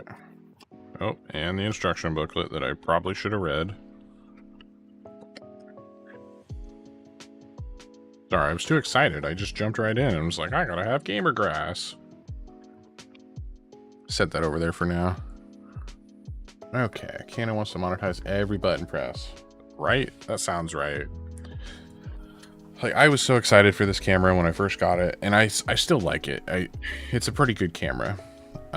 It would probably be better if I was just using it as a webcam or just using it as a normal camera even. But since I'm, trying to do fancy things with it, it doesn't exactly do what I want. So someday I would like to get a better camera. Someday. Oh, whoops. I have to put a paint back. There we go. Okay. So yeah. These guys are about as done as they're going to get tonight. This guy I'm really happy with, his patchwork fur that I did. Man, that red is so vibrant. I was trying to do a whole squad with speed paints, and let me hold them all up here. I think they came out pretty good. All three of them. They're not 100% done, but they're there. I've definitely got some more details I can add. Like I said, with their lips and their mouth area, I would like to paint their eyes. Got to finish the trim. I want to do maybe some dry brushing on a couple of them to, like on this guy, I want to give his fur a little bit more contrast. And I might do the same thing on this one here. And then also his dreads look like they might have some sort of like ties or wraps or something in them. So I could probably go back and paint those a different color with some acrylic paints. So all of this is kind of stuff I'll probably do later at another time, because it's already, it's oh my gosh, it's past midnight already here. But yeah, when I first started, I pulled out all 6 Wookiees, because I still got 3 more that I had, the whole rest of them that I had already primed and got ready. And yeah, that didn't happen. So at least we got 3 done, or like 90% done. And I'm pretty happy with them. Let me go ahead and switch to the zoom out. Those look great. Love how they turned out. Thank you. Thank you. And Dirk, also thank you. Thank you. And yeah, anyone who wants to join the Discord, I'm going to go ahead and share the link again real quick for anyone who wants to hang out in there or share any minis you might be working on or any games, tabletop games you might be playing. You're welcome to share them in there. If, like Michael, you have too many Discords that you're already in, I completely understand. No pressure. I'm not trying to force you to join or anything like that. I just think it's really cool to be able to hang out and share the hobby with others. That's one of my favorite parts of this hobby, is being able to share with everyone else. Oh no, I dropped some to join. Oh, okay. Okay. Awesome. Thank you. I appreciate that. I appreciate that. I am going to look on Twitch real quick. I've been raided a lot recently, which has been amazing. Do I live in a cheesy state? I live in a cheesy state. I live in Kansas. I don't believe is considered a cheesy state. I do have a YouTube channel, and I am, I'm not large by any means. I'm right around 2,600 subscribers, I believe. So I'm not like the tiniest, but I would be surprised if someone who knows of me like talked about me at your hobby night. I'm not very big yet. I say yet because I would love to be big, but you know, I'm probably not going to be giant, but it'd be neat to be bigger. But I wanted to thank Gilded Brush Studios for their raid tonight. That was awesome. I want to make sure that I want to make sure I follow them too, because that was awesome. Let's see here. There we go. Got to follow him back. It's only polite. Only polite. Oh, I didn't know you were still here. Thank you. Thank you so much. Excuse me. Sorry. But yeah, so I want to pay the raid forward. I probably can't stick around for too long, but I want to see if I can find someone else to raid. I don't really know anyone else that's on this late. Thank you for the hydrate again, Shinny Wifey. I appreciate it. But yeah, I was actually going to ask for recommendations. If you guys had a recommendation of someone else we could raid, that would be fantastic, because I would love to pay this forward.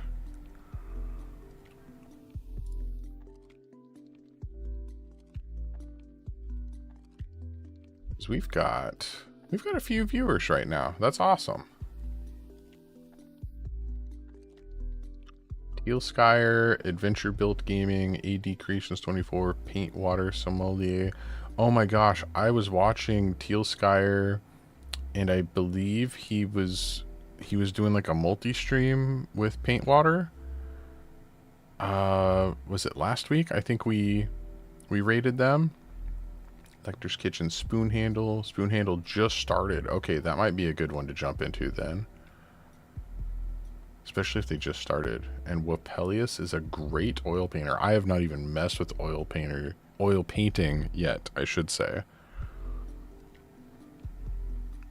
All good peeps. Okay, if Spoon Handle just started, let me look up Spoon Handle. When you're okay, I'm trying to...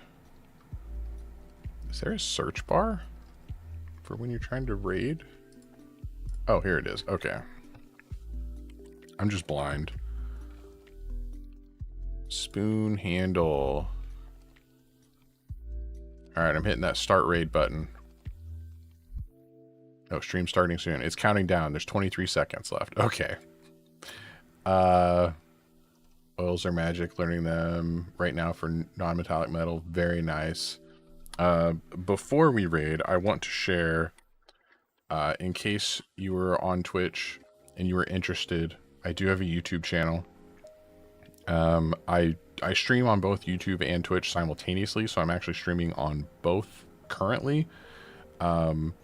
But I am able to stream at a slightly higher quality on YouTube, but I also make videos on YouTube for anyone who may or may not be interested, because even if you're not interested, you could still go watch them. Why not, right? I don't know, that felt kind of rude. But anyways, I do have a YouTube. You're welcome to go follow me over there as well if you want to. I post, it's a lot easier for me to post stuff on YouTube, whereas on Twitch, it's mostly just if I'm live, you see it. So, yeah, I stream Wednesday nights. I would love to stream more, but I pretty much only stream on Wednesday nights because I got to make sure I have plenty of time with my wife and kids as well. So I have not quite worked up the schedule. I don't want to get burnt out, but one night a week is kind of my sweet spot at the moment. So Wednesday nights are my main nights for streaming.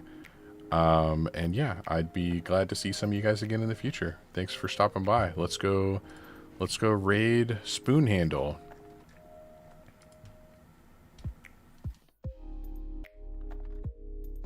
All right, getting viewers ready. Awesome. And here we go.